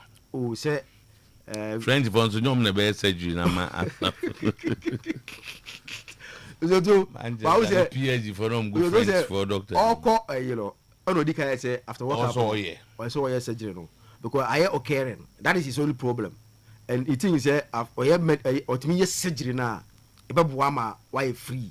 Na wait me Asia but say much as I'm muyi. There's a comedy as a koso. Oh, no the buy I say. He might not need the surgery. And he Arsenal for no. Obeba the national doctors will look at the other options, but surgery in there. Sana. Okay, over across Saliba may avoid surgery on the chronic back injury. Yeah, hunting. I was just giving an input. Say, Oh, say, omo 5 months, 4 months. I didn't say, I Obiana. didn't say, one minute to you. Oh, anyway. One minute to you. Anyway. So, Okay. Right. Actually, and then they feel me here, pal. When the Oyen got capella, me here will feel, but when my start is I'm personal. I'm a fella, pa. I'm a head so bit my confirm. Both teams have some protocol. Both teams to score. Yeah. For now, it's positive for them. Yeah, I mean, Diama is also in the market. That's why you be a kakra. Okay. So for now, I think there 4 teams here when it comes to the local scene. Midiama, Kotoko. There's a new coach, new technical direction, so we see how. Okay, they sold Anderson, Zach, because of financial fair play, and he was from the academy, and it balances their books very well. Additional information. But the main reason, no only playing time. He was about the 4th choice in terms of boys now no more on balancing books. So these are reasons. Chance buy no say. Okay. No, I saw Manoko. All right. Moto. Arsenal don't say no, may come with defense. No, I don't know. That is the biggest asset of Arsenal. Arsenal attack had their own issues, but Arsenal's strength in defense they win your league in the last season. And one of them could do top. They had a consistent back line. But one thing about winning competition is that our back line, a piquet so the Moboko, yes, it's rough our defense maybe be a son. So check the Spanish team at the World Cup. So here, Unai Simon throughout the competition. Marco Correa, Paul Kubasi, Emerick Laporte. First game, Marcos Llorente. Second game, Pedro Porro. End of story. It was Pedro Porro 2 out. And sometimes to say defense cry, I'm building up a do stance. We even talk about your number 6. Say on your constant. Now some understanding chemistry between Omono and Twasosa and to be check here. Interestingly, Rod you didn't become to one a boy. Go to Argentina. Emiliano Martinez, the goalkeeper. Go to either Molina or Montreal or on constant. That 2 and depending on the nature of the game and the winger he will be meeting and all it's a 2. But it's a backline or starting with Christian Romero, Lisandro Martinez, Nicolas Tagliafico, and Noama McAllister, Enzo Fernandez. Not the supporting ones be about the common. Not so much changes in the defense of this Argentine team. Yeah, Castilla Nets in a while near check almost all the World Cups. Into final game, Unya Lisandro Martinez so proud, Unya Christian Romero so proud. You who dear Corso, the Argentine team of defense. No, Sana Arsenal story na Arsenal and a consistent backline, especially majority of the times last season. Zubimendi, Declan Rice as your double pivot just in front of the defense. David Raya, Nuenya Saliba Gabriel. Sometimes changing between Calafiori and Calpimo on the left Wakakra. But Gabriel, Saliba constant. Ben White, any Timber. Sa guys understand the no. And the Arsenal do the top. So now that question marks are starting, you feel the need say people ask questions. I know Mr. Tobo John Stones. And when you could do from say Chelsea are boy and on paper, both teams need such a player. Chelsea defense need experience. Chelsea defense need leader. So Motoa check here. At every particular point in time to say defense be here penny back. Share Jumano. Chelsea are 5 youngsters kakra, but they don't have a leader in defense. And that's one of the big problems. For the midfield, Unya Enzo, Unya Caicedo, we are okay. But I don't say Chelsea will go keeping department problem kakra, which we are still waiting to see how they will fix it. Sanchez, too, is an enigma. You don't know the kind of Sanchez Ababinyane on a day. And never it may good or never bad. So having a player like John Stones, rotating him for movements like this, he's a good passer of the ball. New coach in Jabi Alonso. Jabi Alonso actually said, "Born up a sobo, and a free actually." And we told some person who the intelligence of John Stones when Manchester City get treble no na Pep Guardiola decided say the John Stones ba become Rodri as in a double pivot in defense.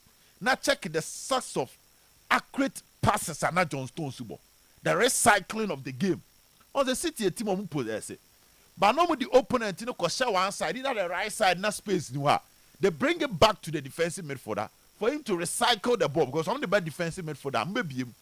Then the defensive midfielder need to scan the field and see where spaces were to start another build up. Sana na ejumani and can normally on expect a defender, a center back in John Stones. Ebetimi ababe jina fi fun ayese ejuma no. How he rotate with Rodri during that season. Ebu Rodri City deep kakra. Now John Stones was basically like a number 8.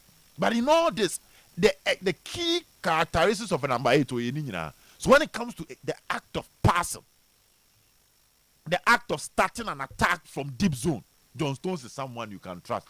Good in the air, he understands the Premier League. So I think he will also be a good one. And over Arsenal as well, you need someone to also come in and do the passing and do the distribution also from defense. Because next season, born Arsenal boy, me sure say break with me to coach is not tenacity. And I analyze Arsenal, are looking at how best they can make things difficult for Arsenal this season. And you need to come up with something special, something different. And that will be an interesting battle. No signing of no transfer fee. Any of the clubs of Minya, Rodri or John Stones, I think it will be a good one for them. But Rodri John Stones, okay. John Stones.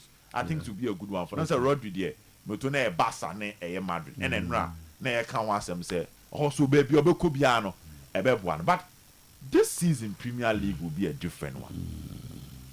Also, Liverpool new coach.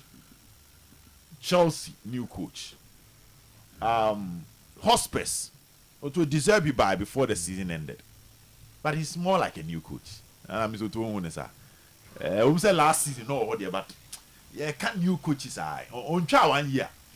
And Tiamba say this will be his first major season in the English Premier League. Aston Villa na nko for GDO. We said last Omuboru Kakra and Europa League attention and all that. Coming back to the Champions League because they won the Europa League. But they seem to be losing some key players. Oto, they then coming up. Aston Villa come on with you. They will see a big fall. I have that. I'm recruitment. I don't trust. All the World Cup players are above average players at the World Cup. That is a star. Or the bubble. Una am a star, no, but Kafi pa come on. Just up Ganacho.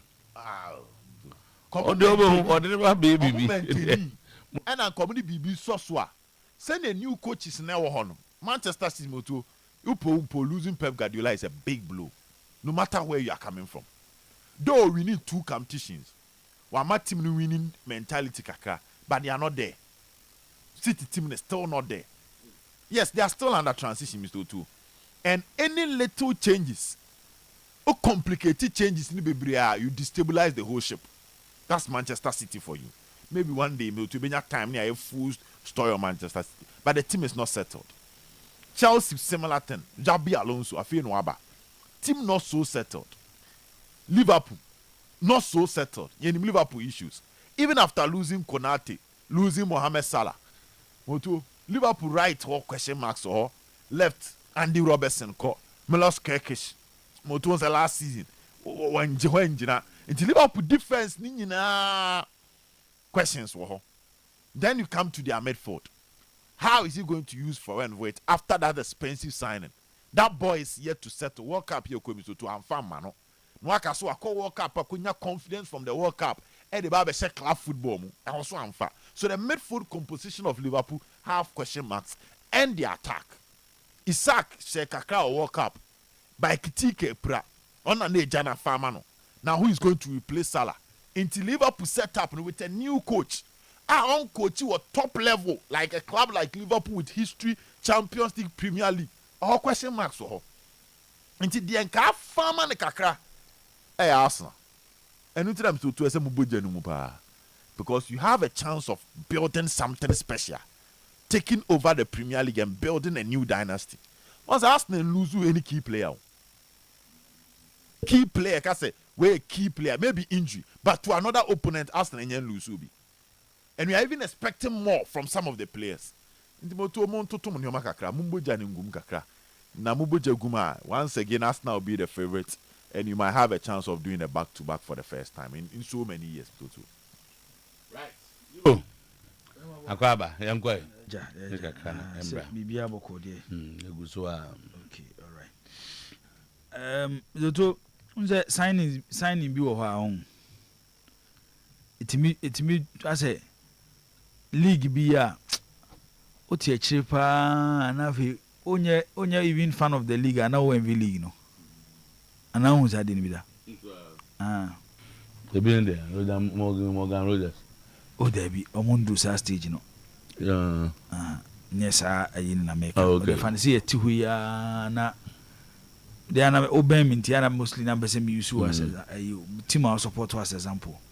Maybe a 2 year na. You better so say Asna after Vinicius Junior. So on the mission, say Asna for Vinicius Junior. Oye Chelsea fan, Oye Manchester fan, Oye Liverpool fan, any other club in the Premier League, even move outside the Premier League. I feel Kofu Ipa, the Oma Yedi, Hamio, Yamia, Sam Kofu Etmia Kofu Vinicius. Maybe I won't even come back on Timba, no crew woman is at the area. But if you have free league, every era beyond the 2 year was signing beer. A bit me a particular season be. Na club ya to play na Otuo-Acheampong say adiwe pa de menem nyaaya anka mepe.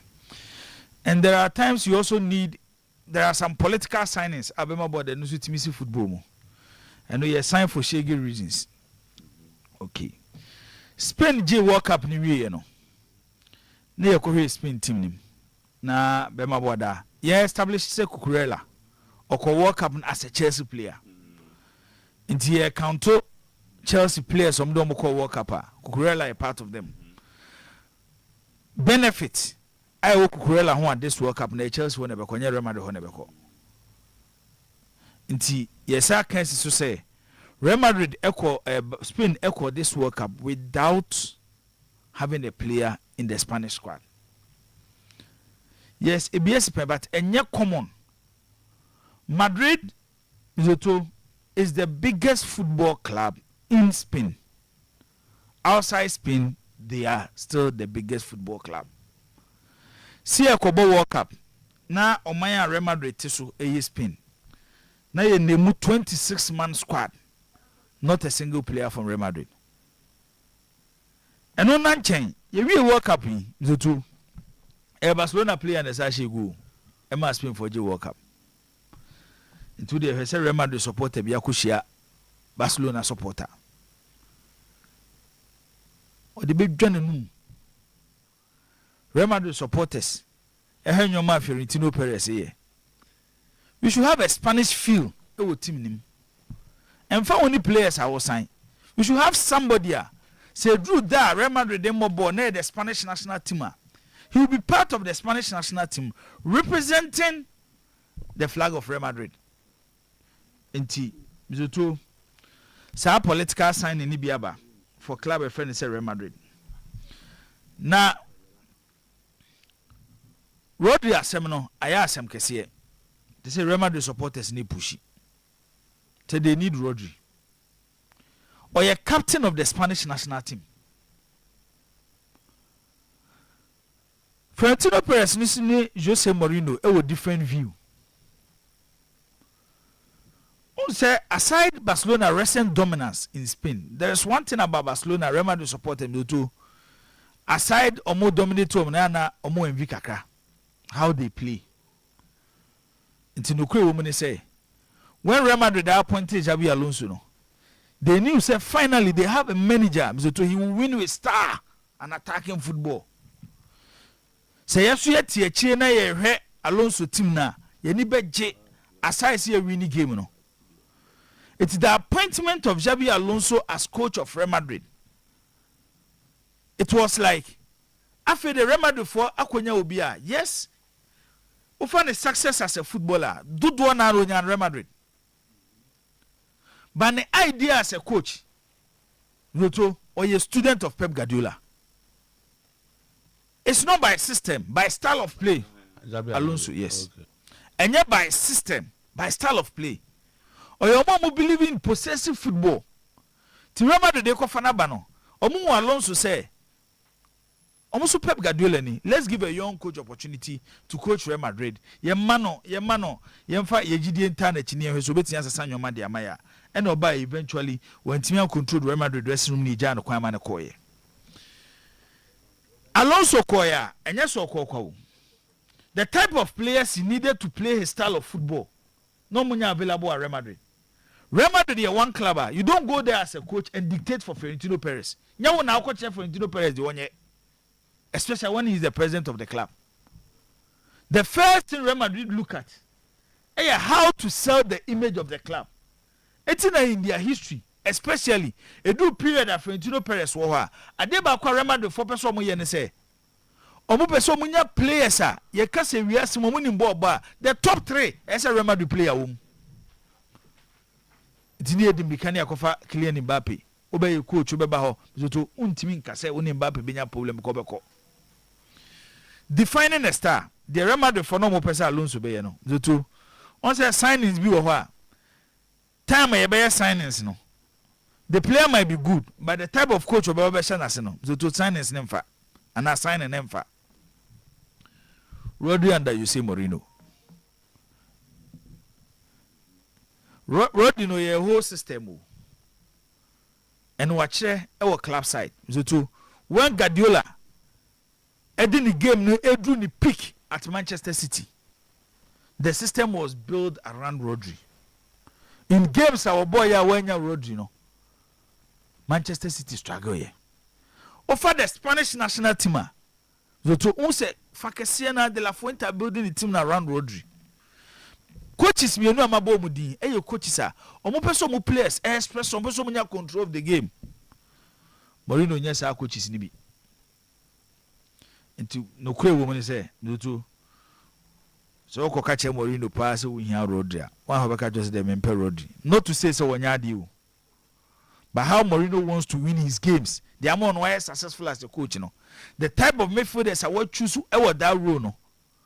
Do those say no style of play is a Rodri. But remember the so here Obia and they see about pressure free players for the Spanish national team. Ya money din as number 1, they see Boni din as number 2. And no how signing somewhere. Yes, Cucurella comes in. Definitely the next 2, 3, 4 years or be part of the Spanish national team. But influential figure. To say Rodri. Inti you be how the political side be my border. E be see akọ. Kylian Mbappe so na yama na adwuma Real Madrid. Menim so what ya. Say on for lise mra. Oh okay. Non de Mourinho peno. Why? Olise no. Ah, on there. Okay. Omo hia na pa. And mama na adwuma so famra, but this is what Real Madrid wants to do. Madrid in person money Bayern Munich for be negotiate direct. Omo pese player na catch Bayern Munich for say, we be say be free Bayern Munich. The moment a player na betimi communicate the catch Bayern Munich for say be say me free ho no. Then e Real Madrid for nsem yedu. Okay. And who him the plan? Your boy work up you so too. Mbappe ni Olise, omo tu kwan aboma kwadwo money. They say agent Mbappe. Oko influence Olise. Na no kwe woman say yeso tan kodo an oyi ni meka zo tui Real Madrid ni de so the players do ejina ho na obuso mo say obeso bo Real Madrid emu nwotwe be ka che say ane player no background say player no say baby o free fa o free say so free England o free England oh England player bay. Now say England, me to the star of Real Madrid. Jude Bellingham Real Madrid no. Aname boy. Jude Bellingham Real Madrid no. Offer the best 10 players in the English Premier League. You to 8. Maybe a 2 and a circumstances be call Real Madrid. Especially say we your footballer, not to say Real Madrid can be guarantees Sadia no, but a club with history for Sadia no. When you want to read the superstar level, Nti Otuo Olise so ayi ne be follow. Yeah, Basa is there. Basa is say Basa mo there. Say on say dama. But the Premier League. Players on free Premier League and other leagues aside Barcelona in Spain, even in Italy, even in Germany. So what let me say. Barcelona there because of the rivalry between because of the rivalry between Barcelona and Real Madrid, no. Mostly no transfers are very difficult. They say kwado mo say miem. Nti ebeye den say ebenya player ofi Real Madrid ko Barcelona na ebenya player ofi Barcelona ko Real Madrid. Omo me no omo mpani kra na ebeye din so beja na manako.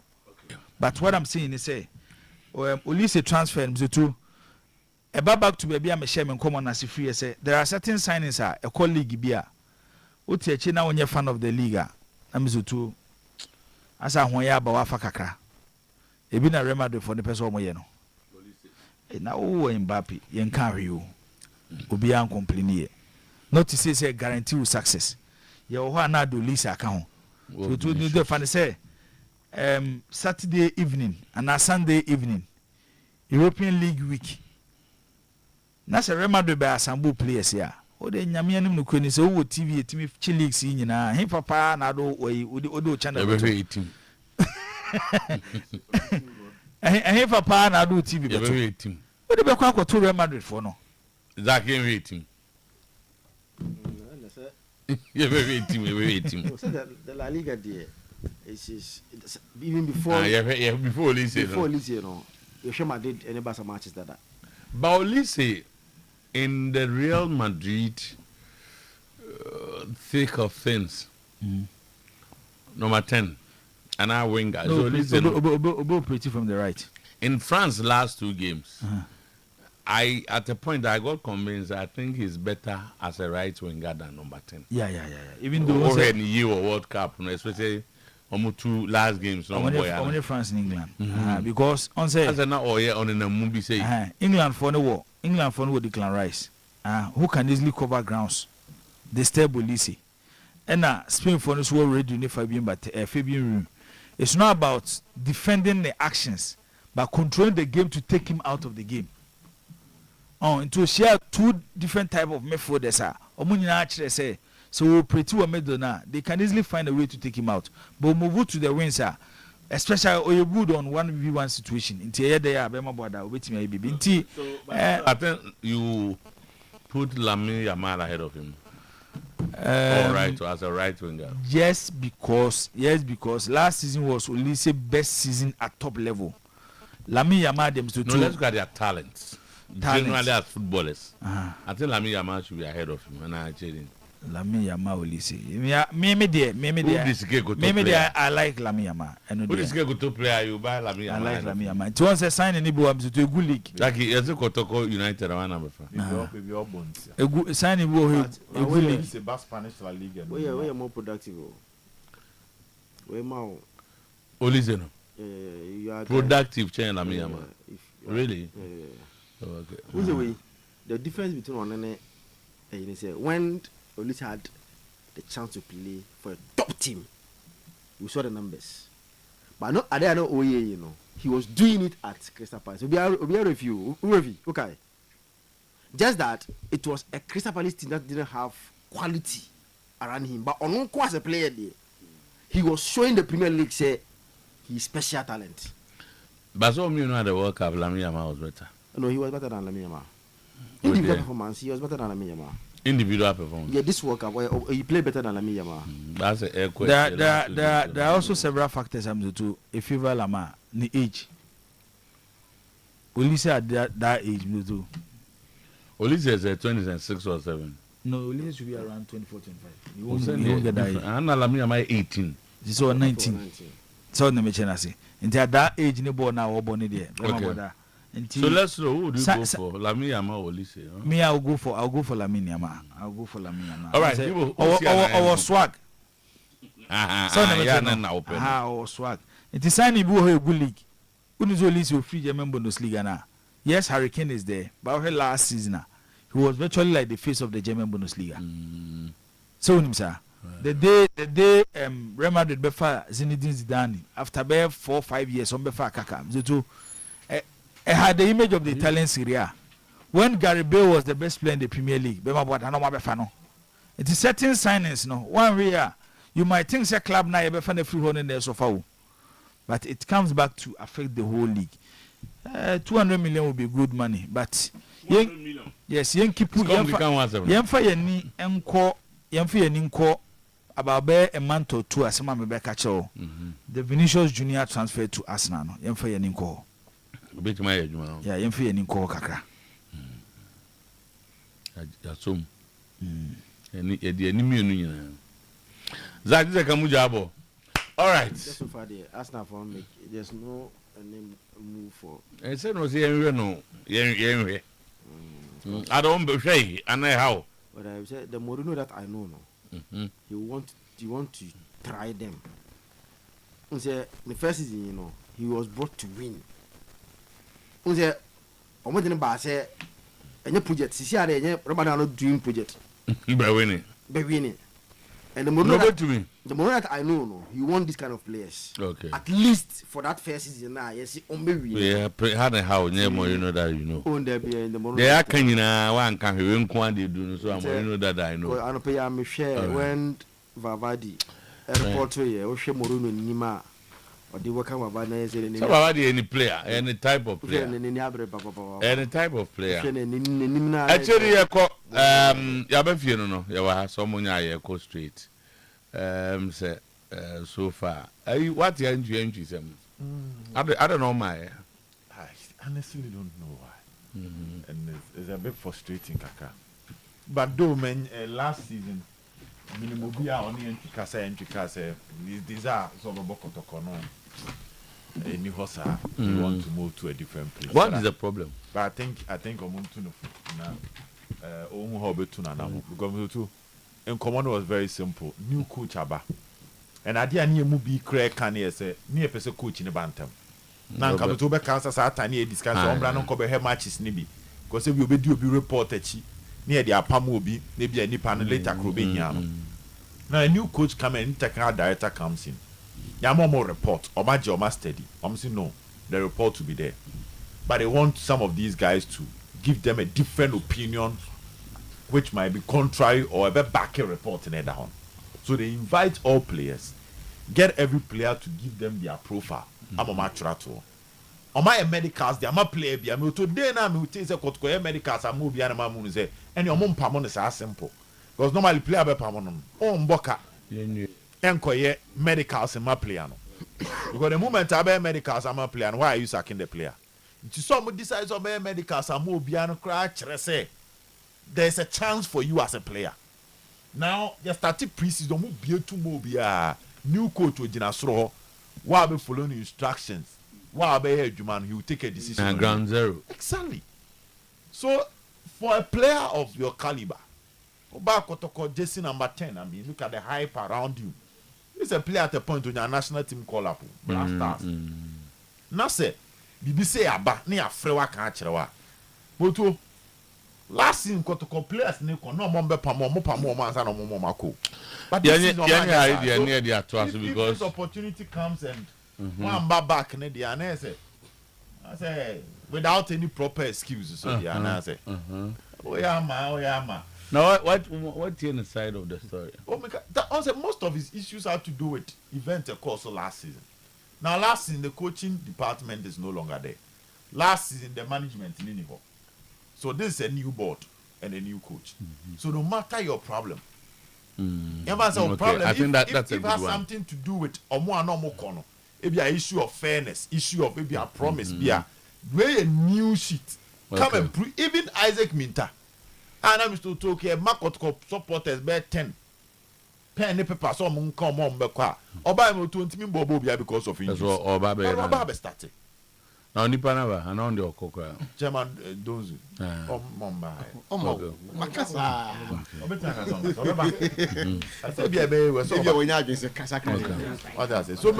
if this opportunity is being given to every player, Why should this be a debate? But this time the guy don't so live man on that. Chairman. Oh yeah, But for him go. I don't know person. We ain't and the men's will erecting clad. One thing I'm body I dare yeah person I don't got to be to my watching. That was personal. What we got? I'll talk to my watch. And then we just tell me that to Young go. For their failure, refusal or inability to attend Menzo's meeting, Kotoko refused to pay Kwame Poku and Emmanuel Entry monthly salary. For month when? Let me say month. I always say now you're sure. Information you get on there. Until the month of June. Yeah, the players are not happy, but Menzo says they should put it in writing why they could not attend the meeting or they did not attend. Menzo came home to Amaka. I see he said there, who say, in charge of a union, definitely, no communicate. Say, these players, hold on. Now, why, Omama, and all those things. But the players now, I complain. In fact, per the year picking crowd, or says, come on. And I'm a catcher and say, Massa, oh, dear, coach Rob Blood in Tia. Why am I meeting? I know you're a cry and also a hormone. Well, I simply okay, man. Eric Tinkra would take a final decision on Kotoko players who will be shipped out after the Haas game. Town is a Haas in the Kotoko Democracy Cup. Next month. I think second week of next month or so. I'm 100% sure, but second week of next month, and I got 2 weeks or 3 weeks. Democracy Cup is just around the corner. But minimum date, but it's just around the corner. Until Omoboria, until players say, oh, say, Omoye preseason, other than you Ubia will be given the opportunity to be part of that game. But players, no, apart from training, no, real match game times also. Senior Ubo City and then those decisions will be taken on such players. No? But also Augustine. And they say, oh, and just say, 2 weeks. Yeah, and just say 2 weeks. No. August said you have no money under. Nagana League get away. September. September day. And a second September no because Jimmy Marco. Say but for they have you need that much, to justify your stay. Say Obama man and I'm 6 weeks. She said the preseason and I'm just saying so question was story no. And I know him say August 30th. Because for coach I tell you why when was that? Once started training July 19th versus 20th. No my training is the whole of July. No then the whole of August. Now I go about 30th. 3 days and the best starting league or say me yamu be a munko. That would not be fair. I mean, just as I Europe or me, and the men's own fast I didn't be my. So I'm challenging the story. Say just after. Would they say what challenge am I challenging at for football reasons, Zach and I transfer window. For football reasons, that would not be fair. So I do not understand. You keep a player for close to 6 weeks of preseason. Over 6 weeks of preseason, and San Raka Poko. I know the pressure at Kotoko, but with good work, planning, and preparation, nothing will stop us from achieving our goals. Eric Tinkra responds to board chairman's target set for him. We were a good 2 weeks in Kumasi, so I have a bit of history. The legacy I want to leave is obviously we make this not a sleeping giant, but a live giant. Coming to the club, I know the pressure that is obviously going to be under me because we need to achieve, we need to win things, we need to get this club back to where it belongs this coming season. With our planning, with our preparation, with our professionalism, good work ethic, nothing stops us from achieving our goals. Only ourselves. I see a bright future. Now, the demand of the modern game is winning, but at the same time, what I don't want my team to do is forget the other side of the game, which is entertainment. My message to the fans is that come and support us, especially at home. enti tama owie no say the message of the supporters say come home, come and support. Mum fam support me tight team nechi. Yeso e de no ye beye na fe e de akọ na che say no ano no. David Obinyako announced himself as back-to-back time Kotoko Brands manager even before Kotoko officially announced him at Nguvu event yesterday. Enti Tama, our friend is back and good news. Let me say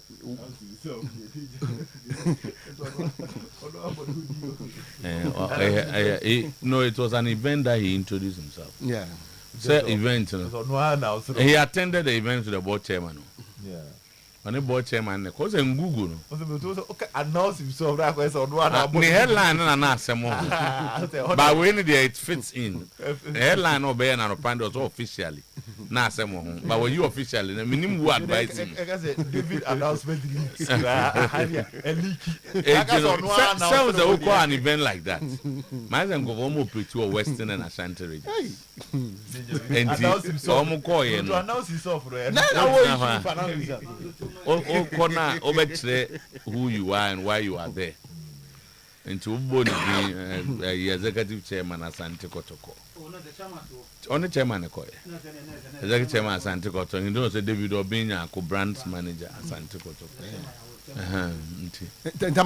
Anything wrong with that? Also, say announce himself as no. And for you see, journalistically, he can decide to say that. I saw one about announce himself a spin on. I went to one abon but the end of an event in the corner. He introduced himself.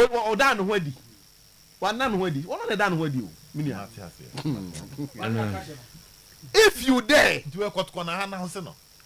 do justify, and I will stomp with my tax to close the facility down.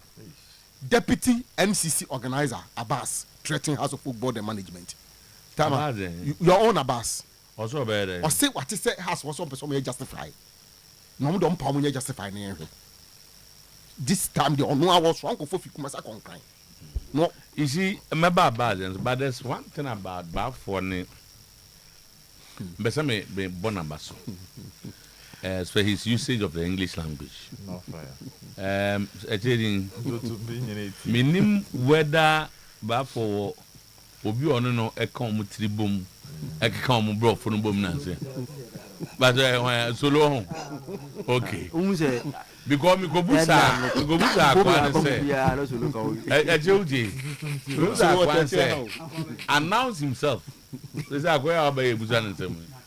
Announce himself no e bro for papa and now when time any you see. I no say bro for papa. Any time I you see. I no say it's grammatically correct English. Perfect. It is often used in formal writings and meetings to describe when a person states their name, identity, or purpose to a receptionist or upon entering a place. So what I say? Entering a room and he announced himself. No, for kind of at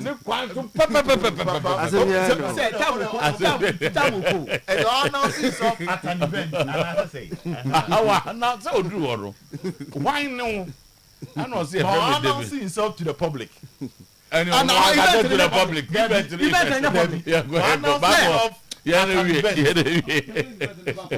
And I even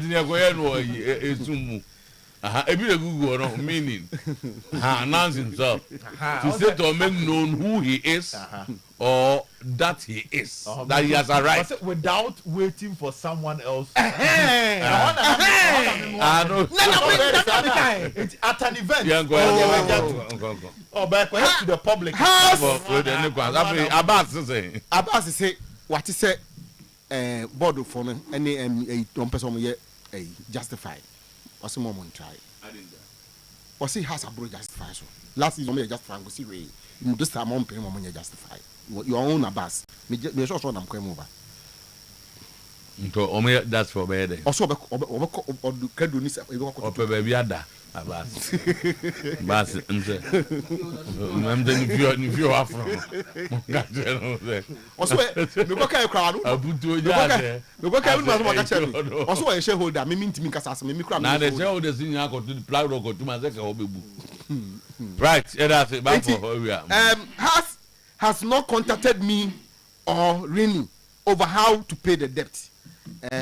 David Rini and so they are or the aban. Just the 3 days and so. Ntino. That was in a voice. Settle Reni's issue before I come. Nibosa Kepa to House of Folk.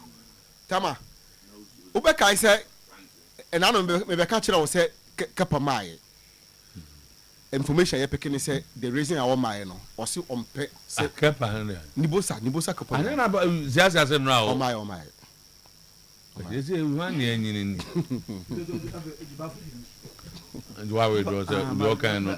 you misled the public. Somebody misled me. What happened was that public natural. Go far from where did you buy for temper? Oh, sir, me public natural. Okay, so we first time I cast some. What happened was that there were what's the mean that no buy you? And a problem on Saturday. With House of Folk officials be. Also, maybe any source of region, baby. Okay. Why? There was the coach. Okay. Now, only coach, you know. To be a new guy. I'm for him. Okay. And you know. But for the but for women, go would they change now? Go back, would they?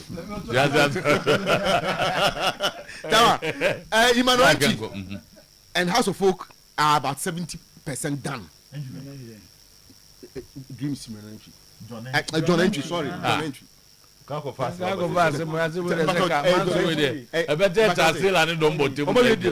Okay, me the information said by 70%. Baba Aya moved to Accra today. Baba Aya is on House of Folk. The contract. The Bonu Kotoko Niasem. The contract. I Kotoko de Weho. My information just said Mama inviting some rank. Baba Aya will be on his way to Accra today. Zach, Shase very interesting. So far, the Sunday now, Bafo Ekano.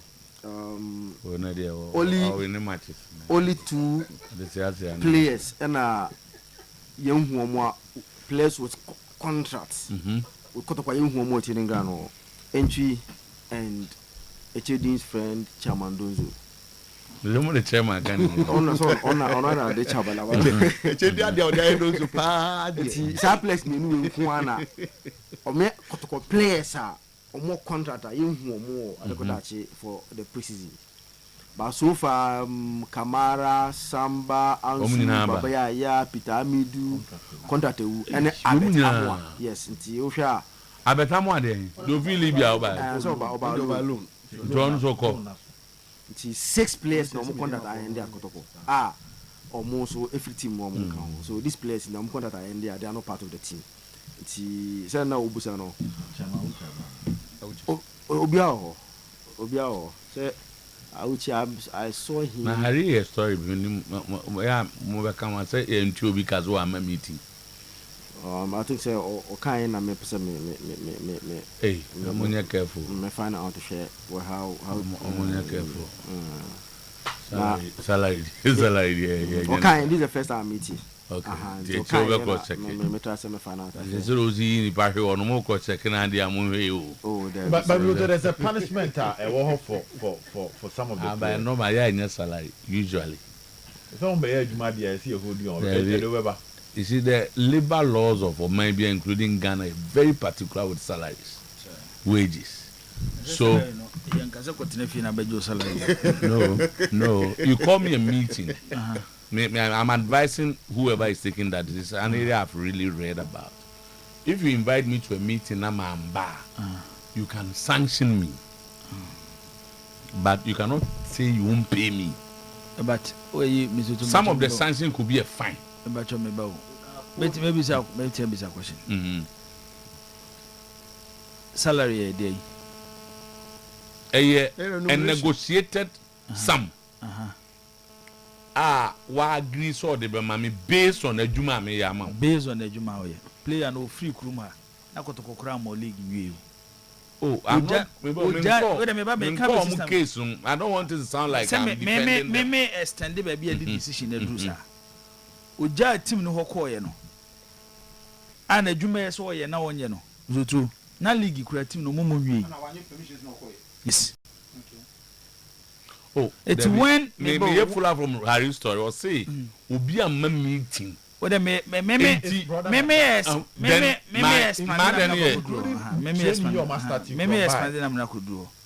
nti every single player our work to sesi on kotoko contract the IMC a report on the players so what I'm saying you obia report omo present it to the board may sure say director of football about will report no okay. So when the director of football nearby, it was communicated to the players, say, yes, you're raising issues around more. So what I'm saying, but I want to have engagement with more players, It is a war reason being tia communicate. And there were some players are no more reason tia more communicate here. It was accepted. But to be the obunuagu nasum for us so hoko. And one how this was. Oh, say some kind of make not to say ha. So what I'm saying, without giving any reason. Bema boy da there. Asem we as a children say. No, I agree with you, but I'm saying say kakra minim say ba for say obi am meeting. Ho na me o enti no ye ntuaneka. So the focus goes what you are adding, you are giving us additional information. But what Bafo said did not include all this. Tinamika se bi enne ya free meeting se bra e bia wa ma adwuma ya free meeting se bra ozo kra ma it doesn't give you the right to hold my salary or withhold my salary. You can first suspend me, you can offer but salary ni dey answer na no this is the whole can adults e free wa ma yeah wo so awase sa ne ma ko and e say you are not ready to work with us.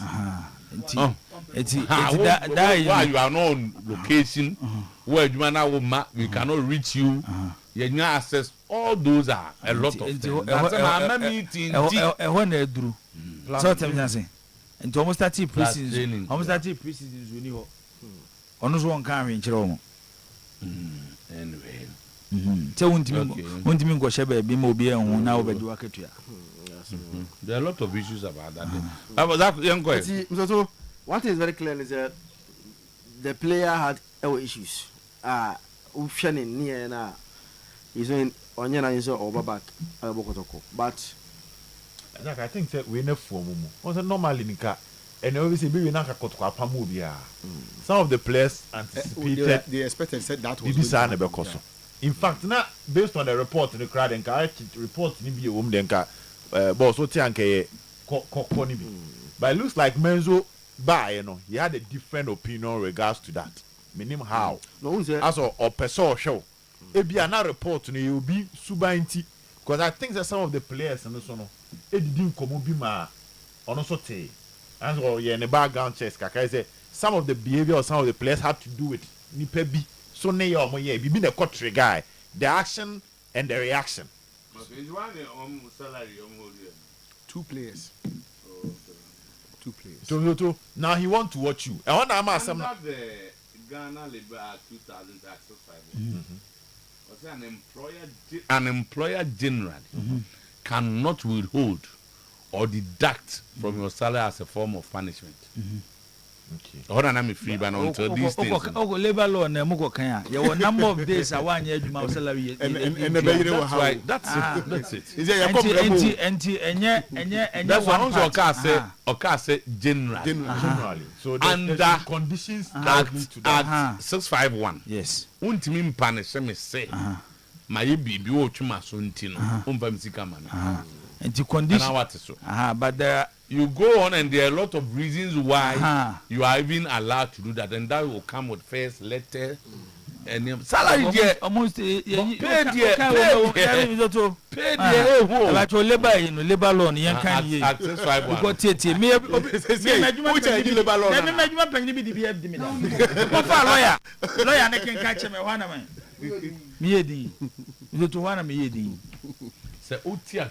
Sometymer me ka adwuma bi ana me ye. Edu point. Be about 17 days. Man kwa adwuma. But boso me so me se me kwaje se market to abetuma miduro ne ni ho and kra was adwuma no and me confront to adwuma find out why and no say me to team I think some more prepare letters they my boys and no communicate say adwuma communicate ma me say number of days am adwuma so I should come for us to sit down and explain why you were not yes so tell me chana say nti enade they are not omuni position as omutu aketua because adwuma ese me ye na menya aketua no menya adwuma no na me kopɛ lawyer ni ana lawyer ni so oyedie adwuma wura ni edibem nti de me nkoye na me no kotena se this is they see it. This is what I know. Most of the players were going to Nike Babe the normal Kotoko season and there na ye mo mun krata say yampamu kono. Menzo came and the background and in training no. He knows say football we nyane saade no. Saade na I come say season end ya yapamu no. It's not done anywhere where we are doing proper football. Saade ya oh like it Kroma apeso just ndi enim sa when say no ento mashada da bi unim ento mashada e no mashada e bi no aye bi sisi ano menni ho nti no menka ho bi now elsewhere what they do is that they put value on the players that they don't even want. That is why Menzo want to do at Kotoko.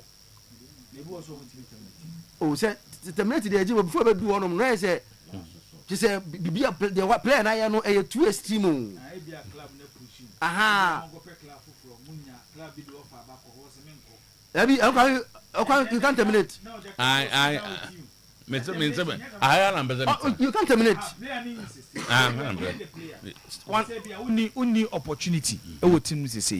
Offers by of course are you ready to stay whereby Abema Boda unya playing time? My mama typical example recently. Divock Origi and AC Milan. So say when you still say be no the man obeko because the money that he was earning at Milan no full this kind was so. And then meet them halfway. It's a drew point. We never Milan negotiating. Omo negotiate you know what he deserved. The club paid him. Okay. I think all he wants to do is I think they have problem with MP mono.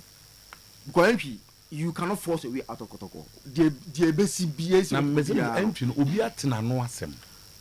Oh, some Jibu, Mr. Jibu.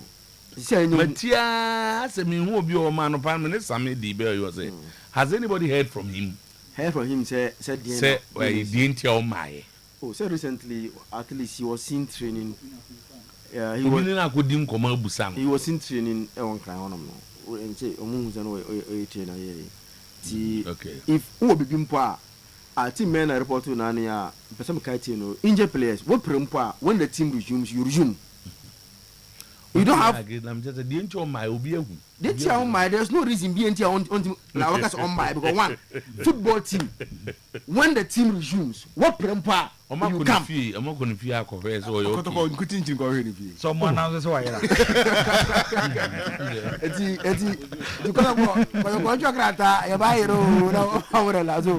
So one of the best things that happened at Kotoko, the return of David Obenyako.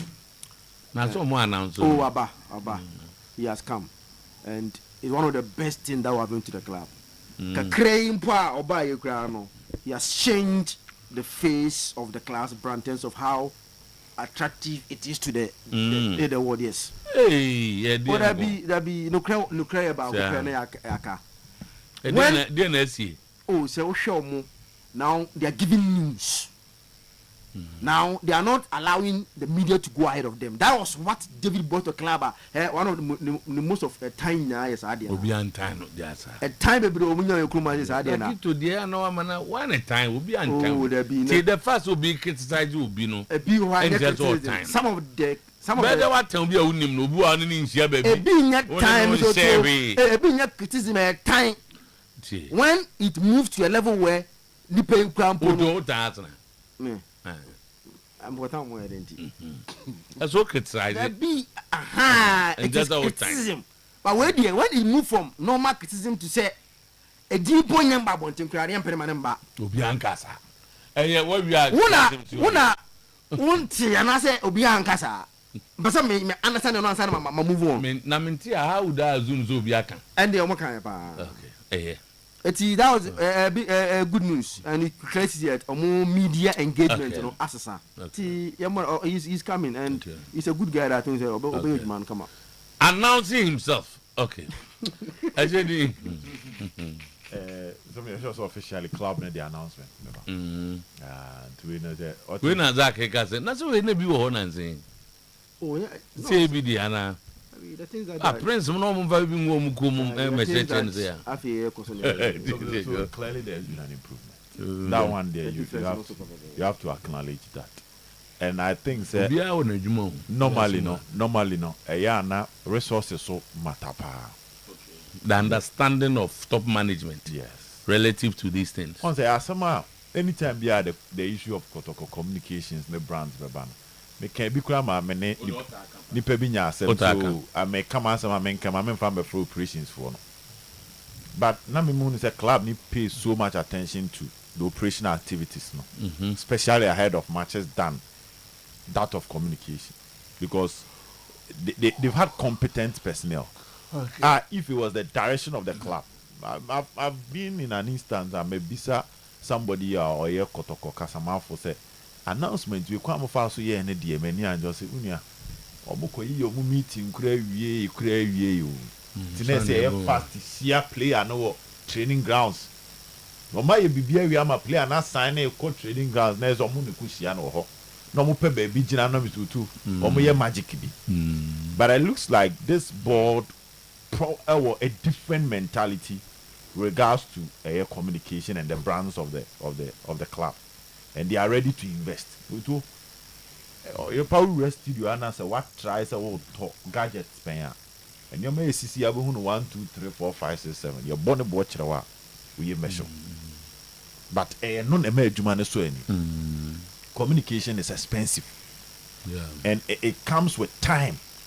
Because we to person announce the coach. Yes, person announce the coach. So when Panama near 30 minutes before announcement now, bro, from a being said then could be a mistake. Boy, I wear said you about 2 days, 3 days creative strategies. Yes, it was okay. From even at the time of free airport to Pobano, this is how we are going to do it. This is how we are even going to allow little bit of information of him to go out there to spark the awareness or the interest ahead of the official announcement. But many panic full moon as one come meetings or teaching baby, na the abanas or no near the quack or two anymore. They will be making mistakes. No, too, somebody can be a good cameraman, but I'm telling you, say, if the gadget are Okutano, the lens, no, baby a bua. So which have been an issue. So first of all, let's acknowledge the respect aboard and the work for that department. And again, so respect in the Bema, you may catch you so be baby design your market. You may born a salary, you may jatum so betia. But say nipa na appreciate our catch and say na say we dey so be abetimi aye nkofo we chire he obi abetimi aye. So that makes the job of the communication director easy. Again, you get a competent person to lead. I think so far so good, and his coming back will do a lot of good for the training and trying to reduce costs regards to letting go players. You know, that is also a good one. Okay. Kotoko players na mizo too. Take advantage of this. But at the back, I make catch. Which they've been footballers, so me sure some are aware. But a crew man, she has started prisoner player be at me ba. About any giddy ba ne pressure no. Who registered medical? We don't have medicals. Yeah, na medicals are basics so. To say be a to mechanic show akuma. Ya chu muja. And it's sa your man. But sometimes it goes beyond that. But when you have contracts with them, no more injuries, it's for you to manage them. And the place, to get registered. Okay. To every club agent. For no more bano. Even the old ones. Okay. Any giddy. Who register na? All right. Both the next week, no corner. But that's it. Obet. No. In Incomo. Kakra bi e de besoso. Ze e de memeti achi da bia na mehwe de ekoso. On say zotu obi wɔ n'adwuma ɔno establish n'adwuma ba wo tie kyerɛ because nipa yɛ adwuma ɔyɛ di ɔyɛ adwuma wohwɛ ne ntoto a ɔyɛ n'adwuma wonim de ɔyɛ da bia na meka board asɛm sɛ zoto wohwɛ every single appointment ɔmo yɛ a ɛkyerɛ sɛ ɔmo abɛyɛ kɔtɔkɔ adwuma no ɛna ɔmo ho baabi a team ne si ntɔwɔ ɛna ɔmo tenetene no hwɛ wode yɛahwɛ pass appointments wɔ kɔtɔkɔ zoto bonse mostly ne bi agye supporters adwene kakra ne afro players ne adwoma adwene kakra ne afro ne adwoma adwene consultation there very important but ye ma opportunity ba ko mienu miensan na enum na da bia wokoka na afi yetena kira ne we se enum na de ama ye ne nyina ne nkoyi a de to so nsia ye mfrew ana wonim bia na miensan ye dabi se to so a wako num ne nyina ya ma opportunity afi de to so no ye hu se enan na se ka homa ne ye num no ne nyina nkoyi de to so nsia ye mfrew. What the appointment of this board? We say take care of baby by surprise. Time on him the board di ba monteno.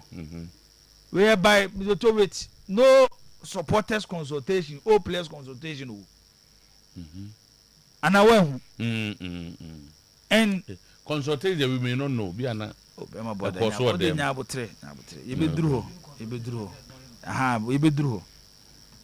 The board way by but the one was the last I didn't find some reports and I'm continue true. Yes, I'm almost 5 years. The one was the last will be a Kotokoyaman 5 years to operate. Intense intense. Into express and you may be assassin. Time now Druno. These people are businessmen. Omobeye investment. The investment should bring success to Kotoko. They should also profit from their investment. It's any time for emotions. A time for proper business to move Kotoko to different level. Any time I mean where you say, sometimes it's in your money biana hamikakra. And no you obia can send me no be say. Na ye TM zoto unim ni pado do Kotoko afu momo. Omde ya odi ekoye. But the issue is if the person can perform at the results beba we support atanachi because at the end of the day at the end na obeye na wonim so betimi en ekoyi a hwan na je fans no na mo chitafo na mzo to mo je fans no eti time ye wo mi no wo hwe appointment na ekora mzo to I'm telling you enyoma besesa oh yes enyoma besesa na men kanjo na Kotoko in the history of Kotoko so ma fa director of football da yaman opportunity first na nya management na ni players ko hia ni akosi nkonya ni afa players no and the group we na beba de eche group we na beba and then we a player you deal directly with the director of football enya fa na ko hwe ni mu se board chairman be frɛ wo and na board be frɛ no no aba be meeting pass everything through the director of football. Ono ni afa na ne adi adwuma ma no. Uye coach, you don't move quickly to the board chairman. You work under the director of football. Director of football so problem e executive chairman not na asem call. Eti baby enyoma e kono. Mizoto. No, mizoto.